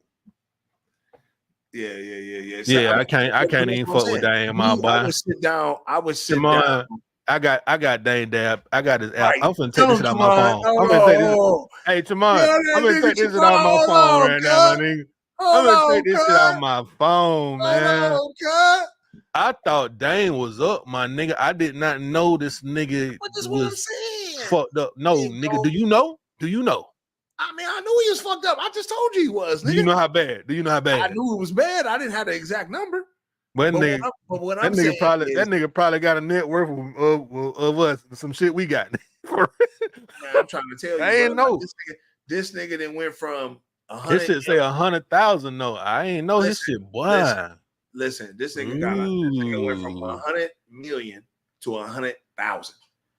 So at the end of the day, but would I still take advice from Dame Dash of all the pitfalls, what not to do, what to do, because who he rubbed the wrong way? Like if he was to divulge real information to me, I'd rather take information from a nigga who got it and failed than a nigga who got it who ain't never failed. What the fuck? So put it in perspective, right? Let me say this. Let me say this to put it in perspective. I understand what you're saying. Yeah, I sit down and talk with Dame. Yeah. What about Master P? It's the same thing with all these niggas. P ain't broke though, nigga. Pull up P net worth. Nigga, P net worth probably got. I don't think he got down 50 million no more. No. I think he about like a 30, 40 million. But at the same time, like that nigga shit 200 million. Master P? Yeah. Okay. Well, Master P. What you looking at? Nigga? You see? Hold on, let me make sure that's hold on. Yeah, that's right now, nigga. Master P's net worth is estimated to be 200 million on. So that's what I'm saying. He's still one of the wealthiest figures in American hip hop. Yeah. So it's some niggas who made wise investments, but at the same time, like I said, I'm gonna take advice from. I'd rather take advice from the nigga who fell off because he can tell me what not to do to not fall off. If he gonna give me real information and really be in my corner, I don't want to talk to a nigga who, like, if I got it, like say I got the paper, I'd rather talk to a nigga. I'm gonna talk to both. Like I'm gonna talk to a Warren Buffett, but I'm gonna talk to a Dame Dash. I'm gonna talk to a nigga who didn't had it. I'm gonna talk to a nigga who don't. How much you gonna pay him? How much you gonna pay Dame? I give Dame. I mean, what the fuck? If I got it, I'm gonna give him his consulting fee. Whatever his consulting fee is. 50,000, whatever. Like Dame, yeah. Like nigga, tell me what not to do. What the to way do. Dame wanna look, Dame might say, man, I need to be a roommate, dog. Man, fuck that shit, man. See, that's you know what? I fuck with Dame. Dame can be my roommate, nigga. I ain't know Dame had fell off like that, bro. I was a Rockefeller head. Damn, I ain't know Dame had that's fell what I'm off saying, like though, that. bro. Like life, man. Like life can throw you one way. Life can throw you another.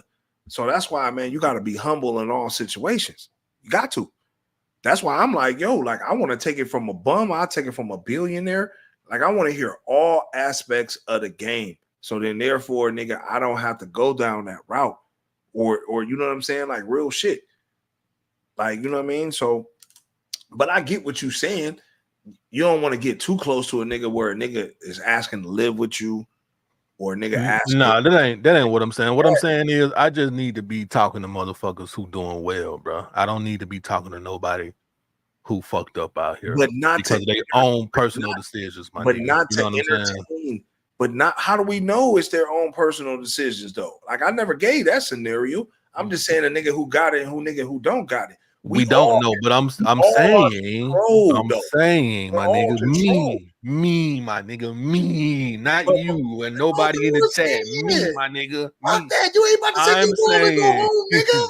I'm saying, do that. I don't want to talk to a motherfucker who got fucked up and went broke because of their own, whether it's drug use, tricking off on hold, whatever, overspending, not being able to manage money. My nigga, I don't need to learn anything off of that because that's not something that I do anyway. I don't need that lesson. But why does it have to Period. be that extreme?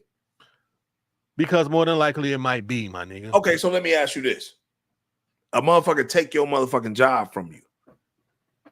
Right? Go Nigga, get take another your one. job. Nigga, I mean, you can't get another one unless a nigga hire you. So Okay. until you get hired, and say you run across a nigga, but you just lost your job. So you can't go to the bar. You can't be in your element, what you used to being in, because things is tight. You waiting to get hired at another job. But you're dope. You're a dope ass videographer. You dope at making beats. You know what I'm saying, producing and all that shit. A young nigga come across your path.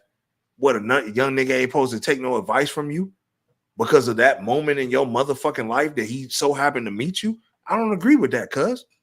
What do you mean? I Hold can't on. agree Say with that. You got to say that again though. What I'm saying is, like I said, I said, nigga, take your job. You said, okay, get another one. Okay, cool. But until you get another one, nigga, say a month or two go by. Right. Shit getting tight. But you just out at the stove, whatever. You just doing your little wop, nigga. You just at the gas station, whatever. You run across one of, somebody you just know or whatever. And the nigga respect your craft and producing and all that type of shit. Mm-hmm. Should this nigga not take your advice because of your current situation? If you choose, absolutely not. Absolutely not. Because I'm fucked up. I'm gonna give him some bad advice. That's some fact. I'm giving niggas bad advice because I'm fucked up, bro. Hey, fuck that shit. Someone in your bitch. Oh shit. Hey, man, let's go on to the next thing, man. Yeah. Let's go. We're gonna end it. I hate to hit you with that bond like that, but no, that nigga better not. Don't talk to me, young nigga. No, Yeah. man. This is crazy as fuck. Hey. This is crazy as fuck, y'all. Hey man, what this nigga just said. Did we have a comment or something, bro? I know. Damn. E-Man said our community is full of people who only took advice from people that were up. Kevin Care said in that world, it's all about relationships. I think he was talking about Dame. He said rode the right person the wrong way and it's crumbling like a card house in a tornado. Yeah, I agree with that. E-Man said Master P used Romeo money to get out of a bind. Facts. I wonder what up happened to that nigga though. Romeo. Who? He's still out here? He's still out here? Yeah. E-Man also said Dame business is right. His personal choice is off. Right. Yeah, man, I didn't know Dame had fell out that bad, bro. Is that why this nigga wearing white F-1 with these suits and shit? Man, there you go. Yeah, damn. Boy, you don't bring them Rockefeller shoes back out, them kids. Them shit's a go right now. There you go. That shit crazy. Yeah. That's so crazy. So I do agree with you when you said you can learn from somebody's mistakes. I agree with you on that. But shit, my nigga, man, I don't want to talk to the nigga, bro. All right, man. We gonna move forward on that though, man. But it looked like they finally sentenced, and it's crazy, man. Shout out to, PNB Rock, man. It's crazy. Like we ain't really had too many high profile celebrity killings and shit like that recently. But shout out to the justice system on this one. Freddie Lee was sentenced to 31 years to life in prison for fatally shooting the fatal shooting of PNB Rock, man. And I mean, like this situation, man, I think when you out and you rolling, man, and you got jewelry on or whatever the case may be, you definitely need to have some type of licensed security with you. I mean, for you to be in the hood, at a particular spot, man, that's well known, just motherfuckers going, you're gonna run into some. What? I feel like we seen this nigga face before, bro. He don't look familiar to you in the media or something. Man, I mean, that was the thing. I remember seeing his face when he, you know, when he did. When this shit happened, or was Yeah. it something else? So it was just this shit. No, I mean it was this shit. This is why I Okay. seen. This is That's why I probably seen what his it face was. from. Then. But he, you know, he's definitely. I'm glad that this shit, you know, got resolved, man. And dude ain't gonna see the light of day, man. It's just fucked up. Shout out to PNB Rock. You know, shout out to the justice system out in California, man, for doing what they need to do on this one, man. You know, this right here, man, I thought this shit was funny, right?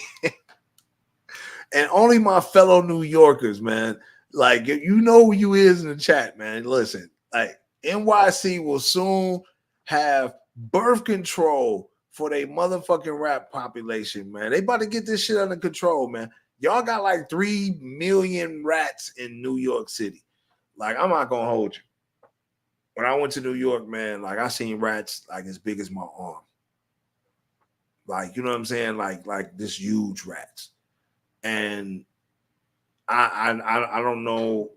I don't know why that's common up there. I mean, I think it's because of just the buildings. You know, New York's been around for a very, very long time. Like ancient Tartarian shit for niggas who really know. But I mean, I think that's why rats and shit like that is so prominent up there. But I felt like that shit was crazy. Like when I seen that shit, I said birth control for the motherfucking rats in New York. Y'all got the birth control, like that's what they need to do. So the rats gonna eat the pills. They can't. They can fuck now and not. You already know the dad probably happy. Like shit. We ain't no babies involved. What? Everybody's sterile. I could see that going. I can see that fucking going. I could definitely see that moving, man. I could definitely see that moving, man. Shout out to New York, man. Everybody in New York. Hey, E-Man, I know you out there in the chat, man. Listen. I know this makes you happy, man. You know what I'm saying? You finally getting the pest control situation under control. Pure Lavish, you too. I know y'all happy. All my New Yorkers is in the chat. Listen, I know y'all happy about this. Yeah, I think New York City might have like the deepest subterranean structure or some shit of all the cities in the world. I think New York City go down. If I'm not mistaken, if anybody from New York, Pure Lavish, you say E-Man, don't New York City go like 15 stories underground or some shit like that? Yeah, man, that's what I'm Something saying. like that, I think. Yeah. Like New York is buried on top of New York, nigga. Nigga, like, you know, them guys down there. Yeah, man, it's crazy. Splinter now, goddamn it. Michelangelo. Splinter, nigga, motherfucking Yeah, them guys, they down there. They down there thriving, my boy. Them Ninja Turtles. That's what they doing, bro. Yeah, Pure Lavish said yes. Yeah, that's what they doing, man. So shout out to New York, man. They finally getting they rack shit under control, man. Shout out to the NYC, man. Next situation though, man. Let's get into it, man. Let's get into it.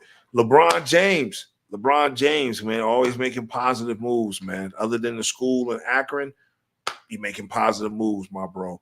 LeBron has partnered with Hennessy. I will be getting me a bottle of this for the holiday.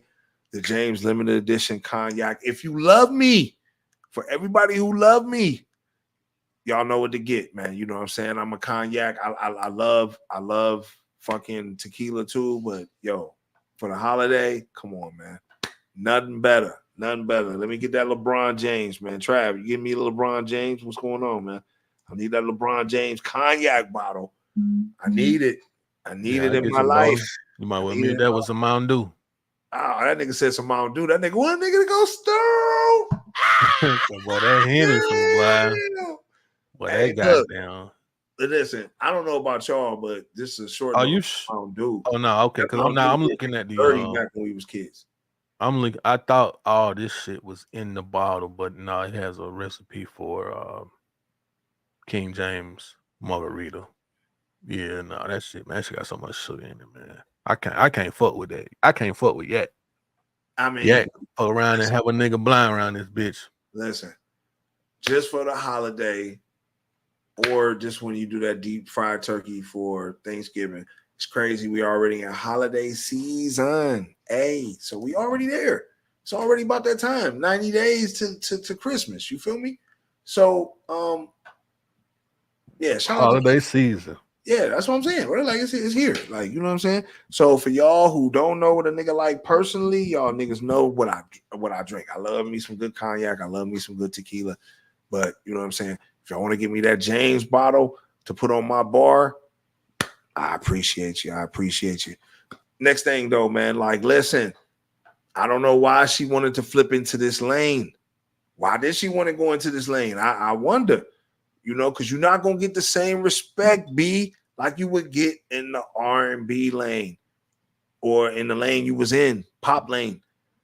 People's Choice Country Awards. That Beyonce album wins 0 People's Choice Country Awards despite 17 nominations. I think this is them making a statement saying we ain't fucking with you. We don't respect what you're trying to do in this, and we ain't fucking with it. We ain't jacking that. That's what I think this is all about. Because for her to have 17 nominations and for her not to get anything, I don't understand that shit. How can that happen? You know, it's not her lane, man. A lot of people say the album was trash. You said a lot of people said the album A was lot trash? of people. A lot of people said the album was trash, and she had a motive behind doing the album anyway. Something happened.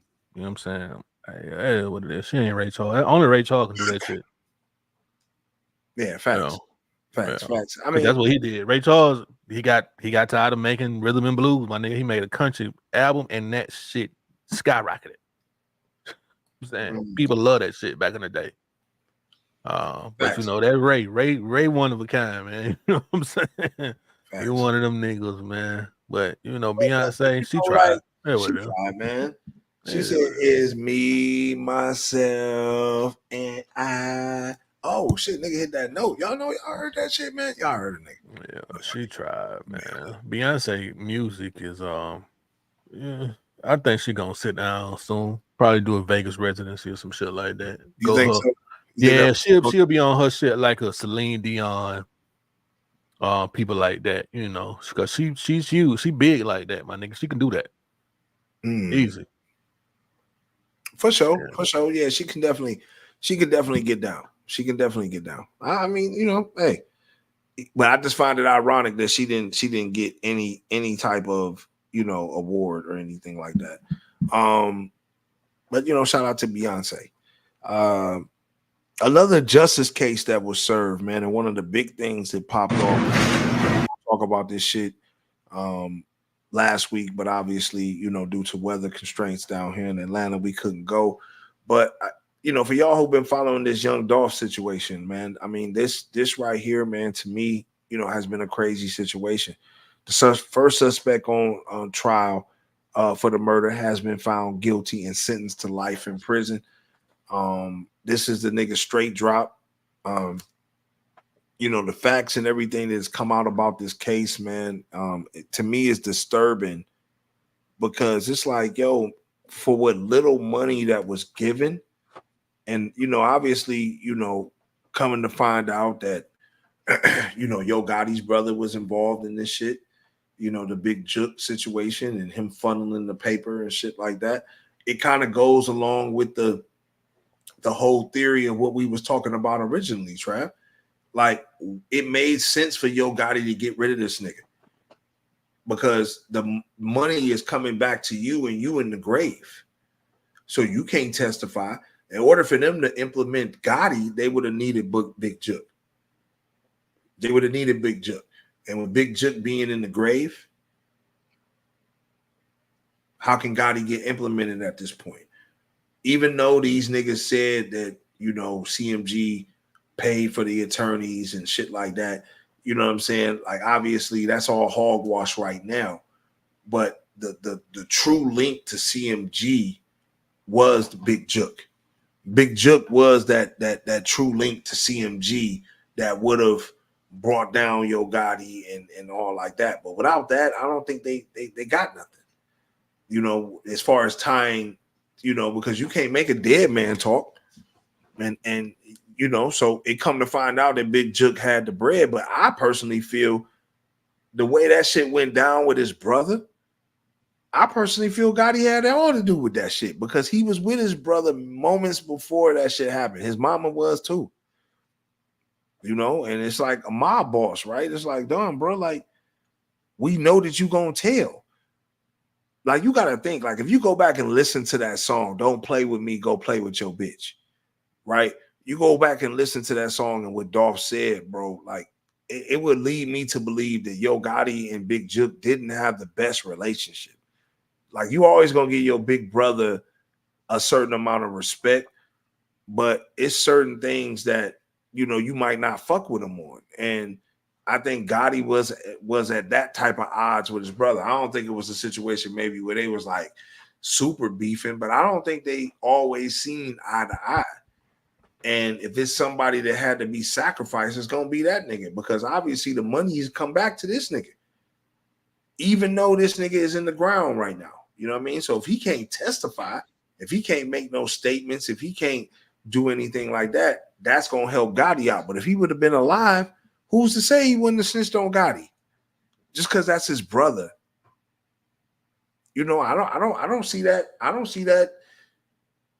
I don't think that would have been a strong possibility. I could have seen Gotti's motherfucking, you know, his brother ratting Gotti out. I could have seen it. You know, so I think it was too close to Gotti, man, and this is why Big Juke was unalive. I personally really feel that way, bro. You know what I mean? But the fact that Godolph was killed by niggas that didn't even receive, the niggas that killed him, that actually pulled the trigger, did not receive not even $3,000 combined.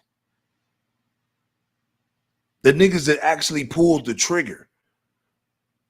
So I mean, man, this is, to me, man, is a lesson, man. This should be a lesson to all you young niggas, man, because it's always dumb niggas and, like you said, thirsty niggas that want the clout or whatever the case may be. The fact that you didn't see no real paper from this situation and you're the one that pulled the trigger is the absolute fucking L.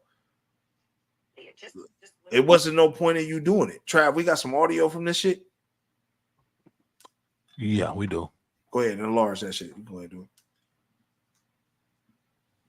We, the jury, find the defendant guilty of conspiracy to commit first-degree murder as charged in count 1 of the indictment. We, the jury, find the defendant guilty of first-degree murder as charged in count 2 of the indictment.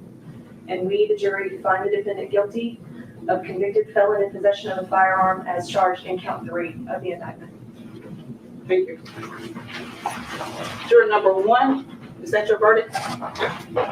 Juror number 34, is that your verdict? Yes. Juror number 35, is that your verdict? Yes. Juror number 11, is that your verdict? Yes.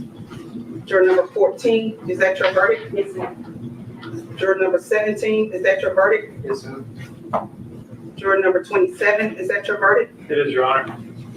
Juror number 33, is that your verdict? Yes. Juror number 25, is that your verdict? Yes. Juror number 44, is that your verdict? Yes. Juror number 23, is that your verdict? Yes, ma'am. Juror number 28, is that your verdict? Yes, ma'am. Thank you. Ladies and gentlemen, I want to thank you again for your time and attention to this matter this week. Our system of self-government would not work without your service and sacrifice that you've made. Thanks again for your time and attention. You are excused. Jurors excused. We, the jury, find the defendant guilty of conspiracy to commit first-degree murder. And I think we actually got the video clip of him actually accusing CMG, you know, saying they paid the 50 racks and doing all like that. I was able to locate that joint, and like that's crazy. Let's get that up. Like, we got that.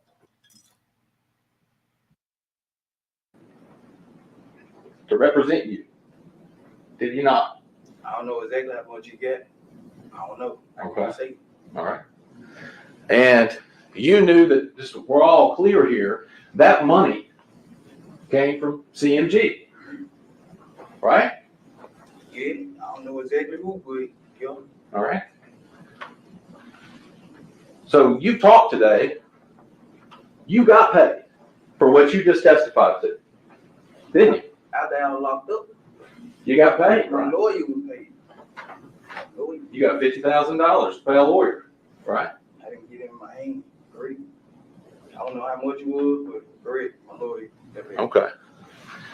And there's no question that that money was for services rendered. Killing dog. You took it, didn't you? Yeah. Did your conscience bother you? Come on. Your conscience. After I came to my senses, yeah. Did you say, I can't have that money? I can't use that money because you still got a lawyer here. No, I ain't say that. You took the money. Yeah, I took the money. I got the money. Your conscience wasn't bothering you that bad, right? You said your conscience started bothering you, but not bad enough not to take the money for the job you did. Well, I had already did it, so might as well. You know, I got a conscience still after they came to my senses. Right. Okay. In your case, got $50,000 to represent you. Did he not? I don't know exactly how much you get. I don't know. I Okay. can't say. All right. And you knew that.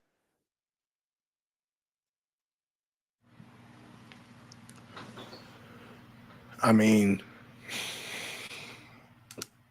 that's what I'm saying. They can't trace the bread because the nigga who gave the bread is in the grave. This is why. This is why the bread can't be traced. But the fact, like I said, will it come out later on? Maybe, can they, I might be talking prematurely. Could it be a situation where they end up getting Yo Gotti on the back end? For sure. But we have to find out. I think that's why Big Jook was eliminated off the board. He was eliminated off the board because obviously this Young Dolph situation was going to trace back to the money. And the money obviously affects the whole family. So if one got to get took out of the betterment for the whole family, then you got to think. I personally don't think Yo Gotti, Big Jook, I felt like was made to be the little boy in that whole revenge song, that Don't Play With Me song. You know what I'm saying? Like the way, he talked about Big Jook and shit. I could see Big Jook dropping the bag and shit like that. But did it make sense for Yo Gotti to get involved? Because when Young Dolph was unalived, CMG was at the top of the game damn near in 2021, 2022. Shit like that. So it's like, why, waste or put your whole empire at risk for Young Dolph? Even though Young Dolph and them had motion, you had motion on a different level. You doing brunches with Jay-Z and you a part of that whole Rock Nation vibe. You getting the A-lister type of treatment. You feel what I'm saying? But to say that Yo Gotti would have sanctioned that shit, I don't think so. But I think the fact that his brother put the bread down and that's directly tied to you, then it's gonna hit different. It's gonna hit different. But we'll see how this shit play out, man. I'm glad that justice was served though in this situation. It's definitely one of those things. Shout out to Toyin in the building. Toyin in the building. Took that man's life for a couple of dollars. $800.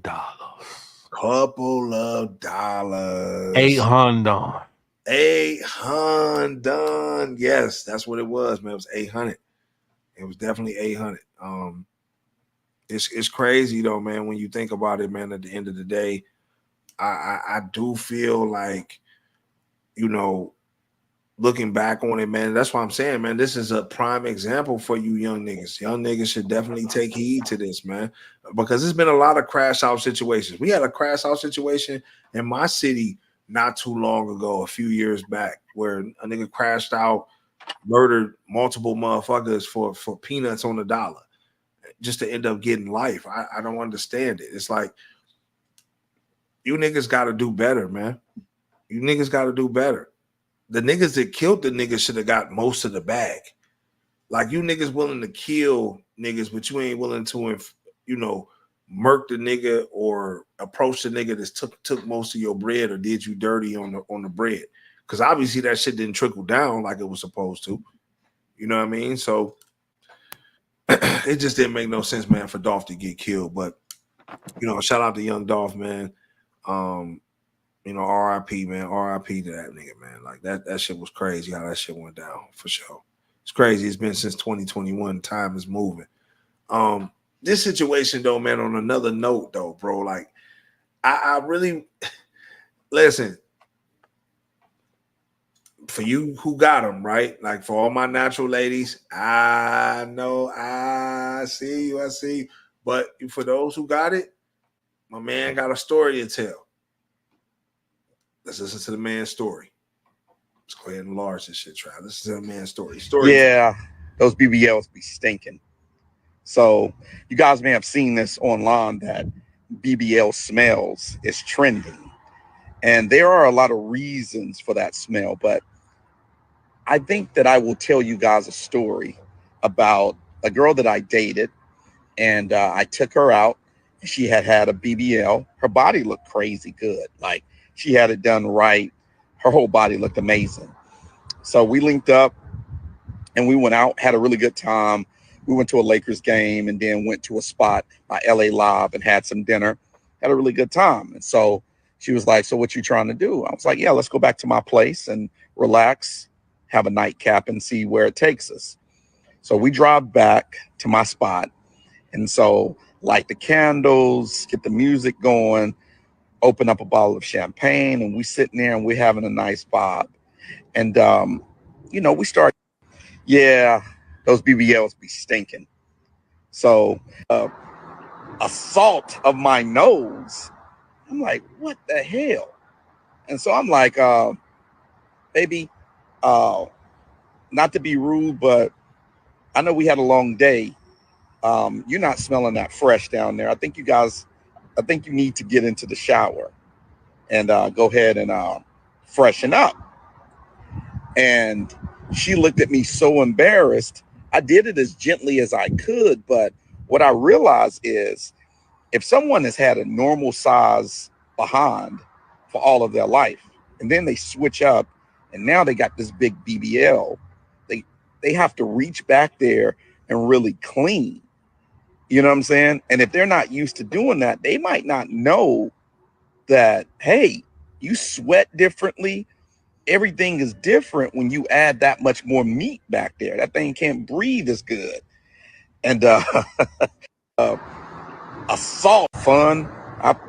Those women are for fun. Like you can't take women with BBLs, in my opinion, to parent teacher conferences. They big old ass knocking over the little kids' crayons and stuff as they try to walk through the parent teachers conferences in them small ass classrooms. That's not really for me. That's for fun. That's for, weekend fun. Wifey material is just regular, natural women that you can build a family with and give a great life to. But that's one of my stories on BBLs. Y'all let me know what you think in the comments. I mean, shit. What's so crazy, man? I think BBLs was a trap, right? Because, I think of a BBL like a car that always needs maintenance, right? Like, that this car has a high probability of breaking down, and when you have to get it fixed, you have to get it fixed and you got to spend a lot of bread. And what women don't understand when they get in these BBLs is the maintenance of upkeeping the BBL is very important. And I think men are getting back to a phase to like what homie said, like they don't want the BBL. Like, you know what I'm saying? Like the BBL looks nice to look at, but a chick with a whole bunch of fakeness to her I don't really think it's too appealing. And that's why you see a lot of women who got the money to do it starting to take their BBLs out and going back, to a natural form body. I mean, that the odor is real. You know what I'm saying? It has an odor to it, and that's one of the side effects to that shit, bro. Like,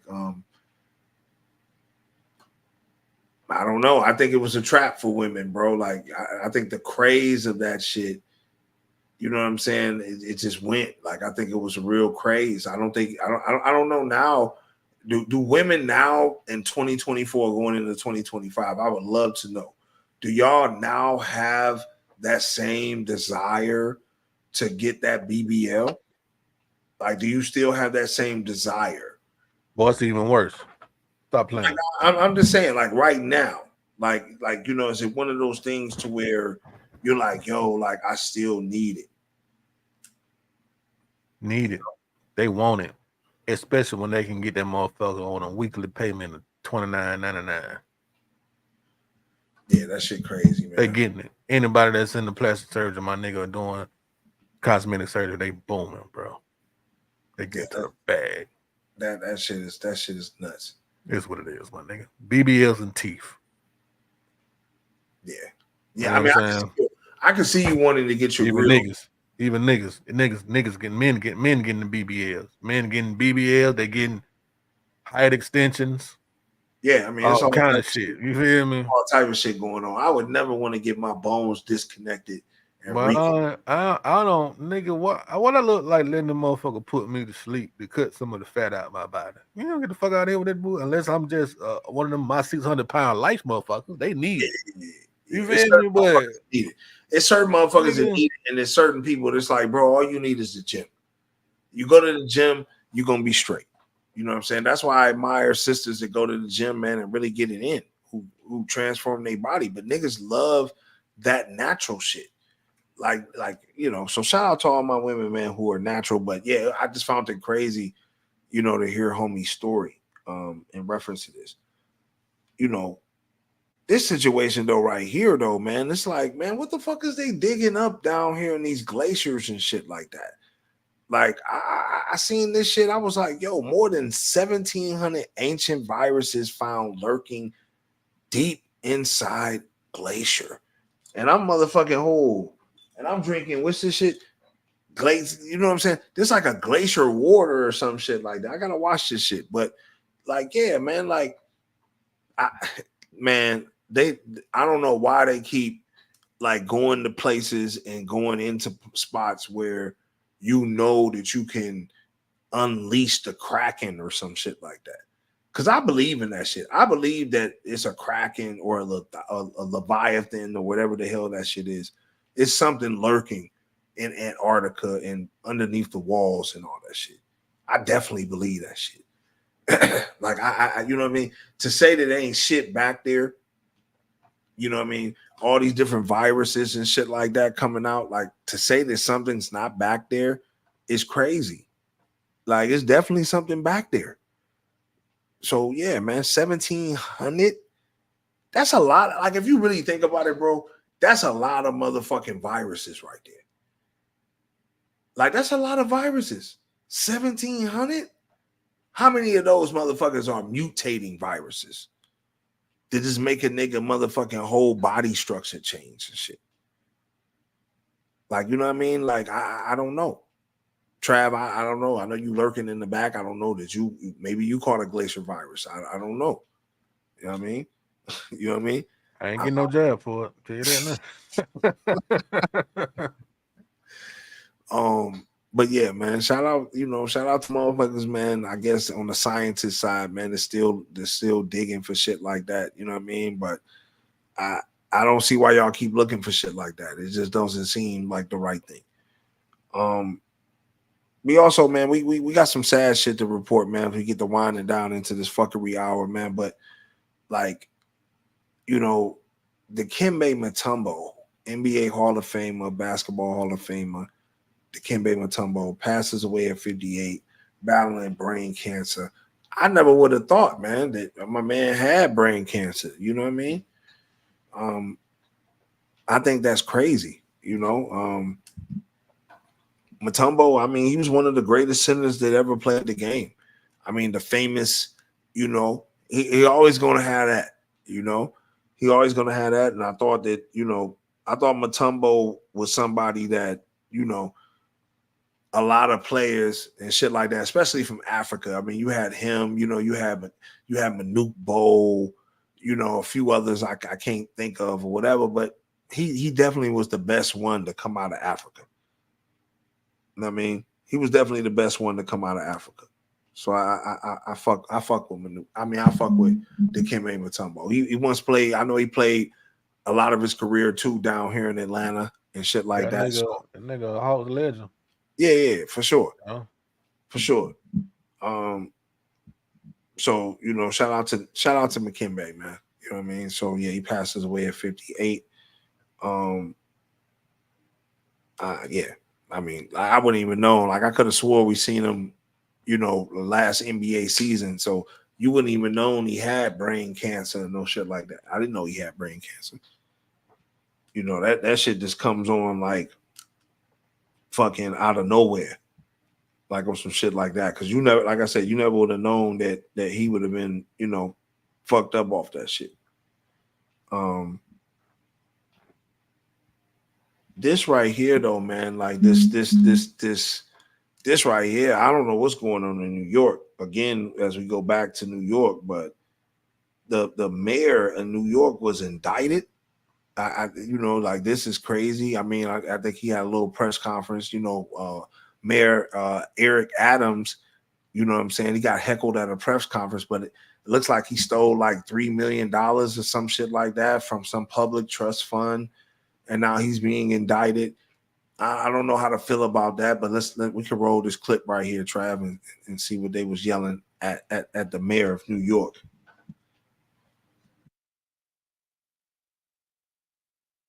Saying that this is not a black day. This is not a black day. This is a youth day. This is a youth day, Eric Adams. This is not a black day. Your policies are anti-black. You are a disgrace to all black people in this city. The things that you have done are unconscionable. You hurt our schools. Our streets are dirty. Our children are harassed by the police. This is ridiculous. This is ridiculous. You can shush me all you want, but the people are with us. And this is not a black day. This is a justice day. First of all, I want to thank you for being here this morning. And I want to thank the supporters of all ethnic groups. New York saying that this is not a black day. Mm-hmm. I mean, every New York mayor is a fucking scum, right? Like at the end of the day, what New York mayor has not been a fucking scumbag? Like, you know what I mean? Just because he got a black face, you know, where there's chances to take money, niggas is gonna take money. What the fuck y'all thought he was gonna do? Y'all didn't think he was gonna take the bread? But I think the reason why they indicted him is because he chose not to play ball on something. Because think about it, he was a supporter for a certain individual, and now he's not supporting that individual no more. And now all of a sudden he has an indictment. So, you know, you just got to pray that the truth comes out. Is New York dirty? I think, why would you want to be the mayor of New York City? You know what you're taking over. This is lifelong corruption at its fucking finest. Like you're not, you know, it's not like you're going to come in and change anything. So, you know, I can't feel sorry for a nigga that known what he was walking into. Like you knew what you was walking into. I can't feel sorry for you on this type of situation. You know what I mean? So, but I think he just rubbed somebody the wrong way because he kind of ain't supporting a certain thing. You know what I mean? He ain't going with the flow with the migrants and all that type of shit. So now, you know, the indictment rolls out, but you knew what you was getting yourself into. You might as well play ball. Ain't no sense of going against the grain when you know they can do shit like this to you. Just hit you with indictments and shit like that and get you out of there. So, yeah, man, I just think that shit's crazy, man. But shout out to Eric Adams, man. I hope he beats that situation. So man, we got a little Diddy news. I can only imagine, you know, why he's not eating. You know what I'm saying? First off, these meals are beneath anybody. I don't think anybody in jail should eat what they, you know, any of that type of shit. I think they should have like different classifications of food. If you did something that you ain't kill nobody or did nothing like stupid fucking crazy or some shit like that, you should have access to better food. So I can see why Diddy don't want to eat it. But also the poison factor. I already know, man, this nigga, like, of course, you know, like niggas is coming for your head. Like, so niggas gonna want to Epstein your ass. So yeah, I wouldn't eat the food either. You know what I'm saying? So I can see why Diddy's not eating the food. But to also find out that, the luxury of or knowing that, I'm sorry, like my bad, like knowing that the baby oil was actually like an ecstasy liquid and shit like that. You know what I mean? Like, so motherfuckers rubbing that shit on them and shit like that, that shit going through their pores, and it's just on a whole different type of time. So Diddy, I can see why, he would think that he would get poisoned. I think we got this Suge Knight clip though, where Suge actually spoke on the situation and kind of spoke on some players that might end up coming, getting implemented. You know what I'm saying? But let's run these two. We got a couple comments. Kibby Kib, first of all, Toyan said, rest in peace to Matumbo Nuggets. Yep, Denver Nuggets. Kevin Kev said Pete Rose passed today also. Right. Shout out to Pete Rose. Yeah, he did Kevin pass. Kev also said it only happens to us. Eric Kwame, Bill Campbell, Marion. White people never go to jail for same crimes. I'm just saying. No, I agree. But like I said, I think Eric Adams just didn't play the right ball. He didn't play ball with the right individuals. Like, that's all it is. Like, you know what I'm saying? When he kind of changed his tune on who he was supporting and all like that, all of a sudden he gets an indictment. So you got to know like what it is too. So that's why I'm saying, you niggas who sign up to do something and then have a change of heart later, I don't see that being a wise move, because you know what niggas is going to do. But anyway, going back to this situation, man, Suge, and like I said, y'all try to discredit Suge, but Suge has a lot of valuable information. Remember, man, he was a mogul at one point in time. You got to understand where this man is coming from. But he spoke on some shit, revolving around Diddy and shit. Let's play this clip, man, of Suge Knight speaking on the Diddy case and the whole Diddy situation. Okay, look at it like this. I look at real plain and simple. Ain't no whistleblower. Facts is there. But right now, I don't care if it's T.I., I don't care if it's Rick Ross, I don't care if it's Jay, I don't care if it's Snoop, I don't care if it's Game, I don't care if it's Dre. Nobody's stepping up on the fact that you know what's going on. Nobody's defending him. You're right. Guys at Interscope. You're right. Okay. Nobody is defending him, but that's why I was interested in hearing your perspective. Okay. But you had a guy named Tubby, used to work for Interscope. This guy's job was to bring underage girls and have sex with employees and other artists, to the point where his friend got caught up with the same thing. How they raided Puppy House for sex trafficking, they raided his friend house for sex trafficking. You have 60 seconds remaining. He never was an artist. Sure. Can you say something? Can you say something you really positive? Look at the whole situation. Because you only got 60 everything seconds. I'm saying is positive. Okay, look at it. Mm-hmm. I mean, Suge speaking a lot of like, that's what I'm saying, man. Suge got a lot of dirt. They're trying to bury Suge under the jail, but Suge know what's going on, and that's what I'm saying. It's a lot of dudes that's being quiet, but it's about to get ready to happen. Like, that Diddy is about to get ready to spill the beans on a lot of shit, and that's why I'm saying a lot of these niggas, man, I think is going to go down with, they're going to get implemented and put right into the situation with Diddy. I personally feel that way. You know what I mean? And it only makes sense because a lot of them, and I mean, but to be honest though, publicly supporting Diddy when you know that there are higher powers behind this situation. Like if I'm Rick Ross, I know that there are higher powers. Shit, I'm paid because of a liquor sponsor. Like Rick Ross followed the same footsteps and is following pretty much, in a sense, the same footsteps that Diddy is following. That follow. Like if you really think about it, like a lot of Rick Ross's net worth comes from liquor. And I think he's in partnership, you know, with the nigga that owns Bel Air and all that type and all those other little liquors that he be behind. So that's how he makes most of his money. Jay-Z makes most of his money from Live Nation and that Live Nation deal that he got. So it's kind of like if these dudes make a wrong move or they go against the grain and then you take a lot of their net worth from them, what use are they? So I personally would feel that it would make more sense for them niggas to operate behind the scenes. I wouldn't want my friends to come out right now and publicly support me. You know, just to be honest, I wouldn't.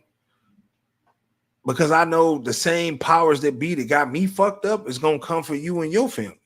So I'd rather you get your money, continue to do what you do, and help me, you know, from the other side. You know, help me quietly. You ain't gotta be motherfucking publicly supporting me. That's not gonna get me to my bag. You know what I mean? So that's my opinion on that shit, bro. Like, you know, I listen, because at first I was like, why these niggas ain't, you know, supporting them and da da da. But then I thought about it, I was like, would it make more sense for Jay to support him silently or publicly? Like, does it make more sense for him to do that? Like, does it make more sense for him to say, oh yeah, I'm publicly behind my man, or behind the scenes be able to give him whatever he need? So I think it's different ways that we can look at this shit. There's different ways that we can look at this shit. You know, I don't think we all gotta look at it. I don't think we gotta look at it all the same way. You know what I mean? I don't think we gotta all look at it the same way on this. You know, I think it makes more sense now, more that I think about it, for all of his friends, all of his supporters to stay quiet, stay very quiet, and just help him behind the scenes. Because being public right now is not going to do any of you niggas any justice. I mean, none. So, but shout out to Diddy, man. He got an uphill battle, you know. But I personally feel that as more information comes out, you know, you know, we'll see who all gets implemented. But more names is dropping by the day who's all been involved. And like I said, he has just a long list of shit. But, you know, I think the only way that he won't tell on niggas or bring niggas up if niggas is really supporting him behind the scenes. But if you're not supporting him behind the scenes or you're not supporting him publicly, that's a fucked up move. Especially if you was in that party, any of those parties. I mean, like any of those parties, if you was in. And I know Jay-Z, I can almost bet my last dollar that Jay-Z is supporting him behind the scenes. You know, because there's a lot of shit that them niggas got tied in with each other, for sure. So I truly believe that Jay-Z is doing everything in his power behind the scenes to help Diddy. Resources, money, whatever he need. You know, Rick Ross too. What the fuck? Whatever you need, Diddy, whatever you need. You know, it's certain niggas I know for a fact.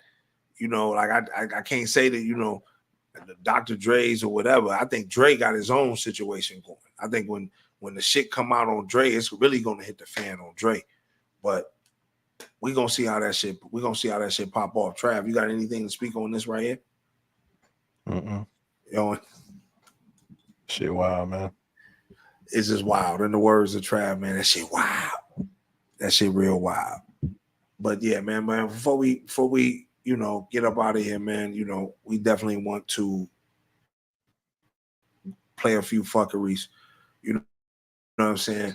I mean, obviously, man, this shit don't stop and it ain't never gonna quit, man. We appreciate everybody, man, who kept it litty in the comment section tonight. But yeah, let's run this fuckery, Trav. This right here, man, the Nigerian man arrested for impregnating his wife, his mother, and his sister. His wife's mother. His wife's sister. Wife. Trav, man. That nigga had it. He had his child. He had Let me see. He had his child.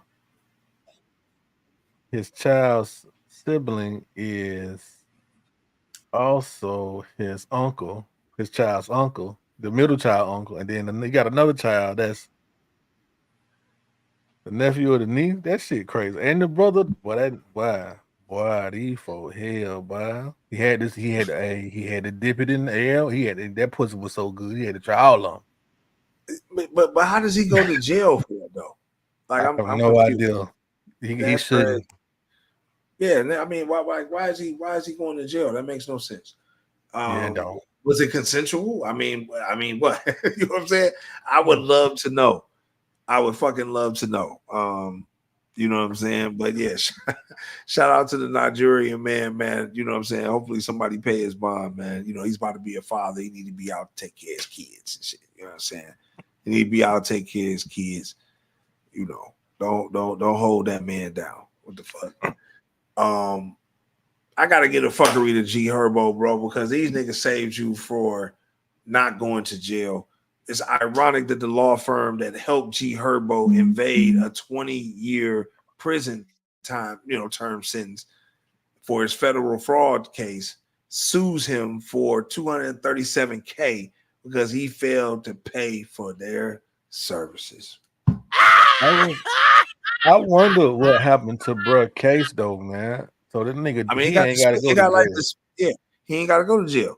He only got probation or some shit like that. So for you not to pay them, I just thought that shit was crazy, dog. Like I'm like, damn, bro, like you ain't gonna pay the niggas that got you off. That is crazy. So yeah, man, I gotta get a fuckery to G Herbo. You know what? G Herbo is somebody that seems like he's been around for a few years. I've never heard any of his music. Yeah, you know what? You know what? He an OG to the young niggas. Young niggas fuck with him. What does he sound like? What do he sound like? He all right? I think I probably heard one song. You ain't heard none of that nigga shit either. Man, I can't get into that shit. But you know, hey, it is what it is, man. He just got the fuckery because, goddamn, bro, like you getting sued for the niggas that got you off and you still getting sued. I can't understand this shit for the fucking life of me. That's hustling backwards. You got to keep these niggas on your team. If I knew a nigga got me off a fraud charge and shit like that, and I ain't have to go to jail, nigga, get out of here. Like, come on, man. Ain't nothing else to talk about. Like, I'm paying them guys. So I don't know what his financial state is like, but that shit is crazy to me. This right here, man, is a pure blackness thing, right? I mean, listen, I know Don Julio is a very popular tequila drink, but we should not be naming our children Don Julio. So I got to give the fuckery to the mama. Let's hear what she got to say. I think we got a clip. Yes, I named my baby Don Julio Demure Amore. It's what? Why do y'all have such a problem with what I named my child? She's not going to hate her name. She's going to love her name. She's not going to get bullied. I don't even plan on having her go to public school. She's good. She's chilling. Like, she is very beautiful. She's going to love her name. She's not going to hate me like you guys are saying she is. She's not going to get bullied. Really, I feel like y'all just hating on her name because y'all ain't come up with it. But that's just me, though. And she don't really got to worry about working either. So at the end of the day, she's good over here. And then people are talking, yes, I named her. And then people are talking about calling CPS. And she all over Twitter. They talking about she don't got a dad and very much married. So, yeah.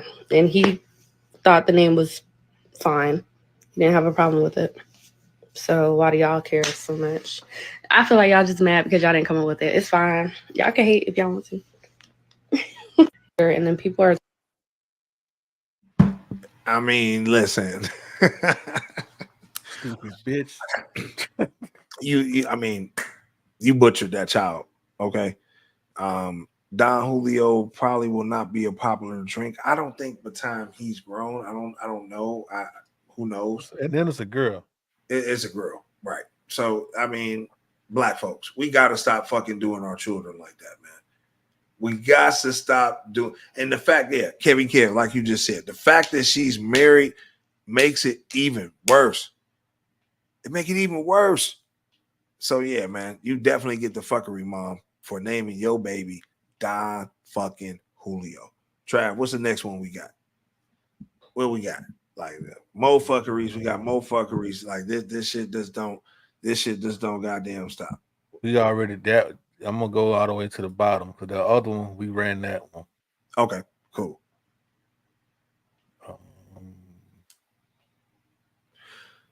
Now, shout out to the nigga who is selling it. This ain't the fuckery to you. The nigga that's selling it, you don't get the fuckery for this one. But the nigga that's buying it, you get the fuckery, my guy. You got to get the fuckery. Whoever buys this, you got to get the fuckery guy. Okay. Italian artist sold an invisible sculpture. And look, I'm for 18 fans, providing the buyer with a certificate of its authenticity to confirm its existence.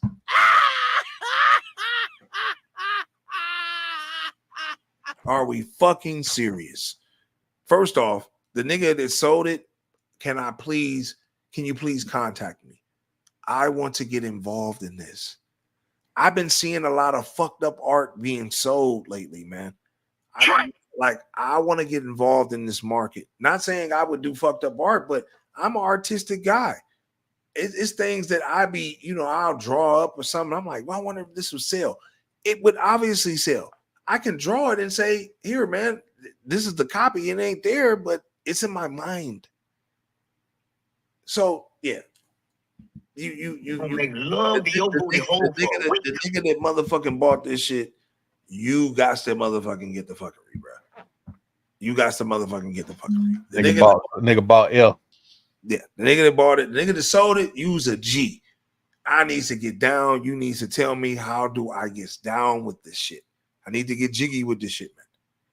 So please let me know. Last fuckery, bro. This right here, man. Listen, I'm giving the fuckery to the people who did not release the artwork. The people who did not release the artwork. The original back cover of the Tupac Machiavelli album is currently going viral. And this is what it was supposed to look like. Interesting. For y'all who butchered my nigga shit and did not put the original artwork on there, shame on you. And you get the damn fuckery.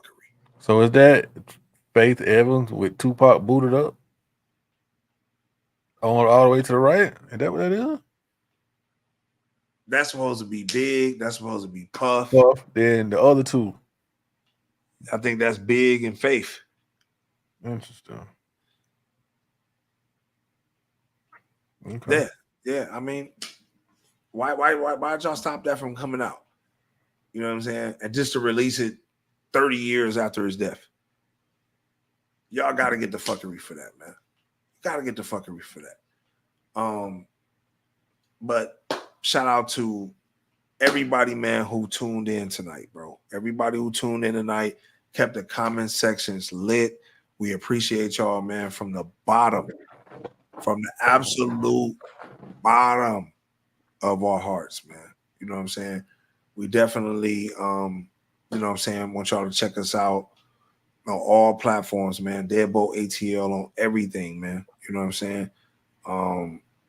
Follow me on Twitter, man, at Deadbolt. I said Twitter. I'm sorry. I know it's late. I'm losing my train of thought. Follow me on TikTok, man, at Deadbolt TV1. You know, I'm dropping clips, man. We really about to get that shit cranked up, man. We on our way on TikTok. Trav, man, you got any parting words for the people? I'm going to sleep. See y'all later.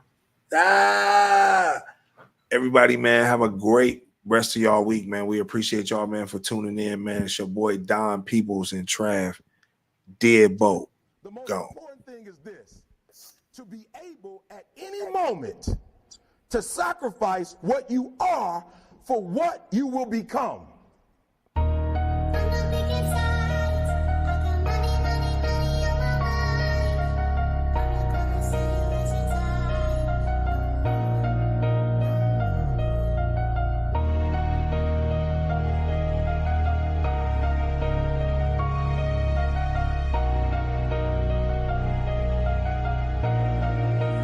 Storm.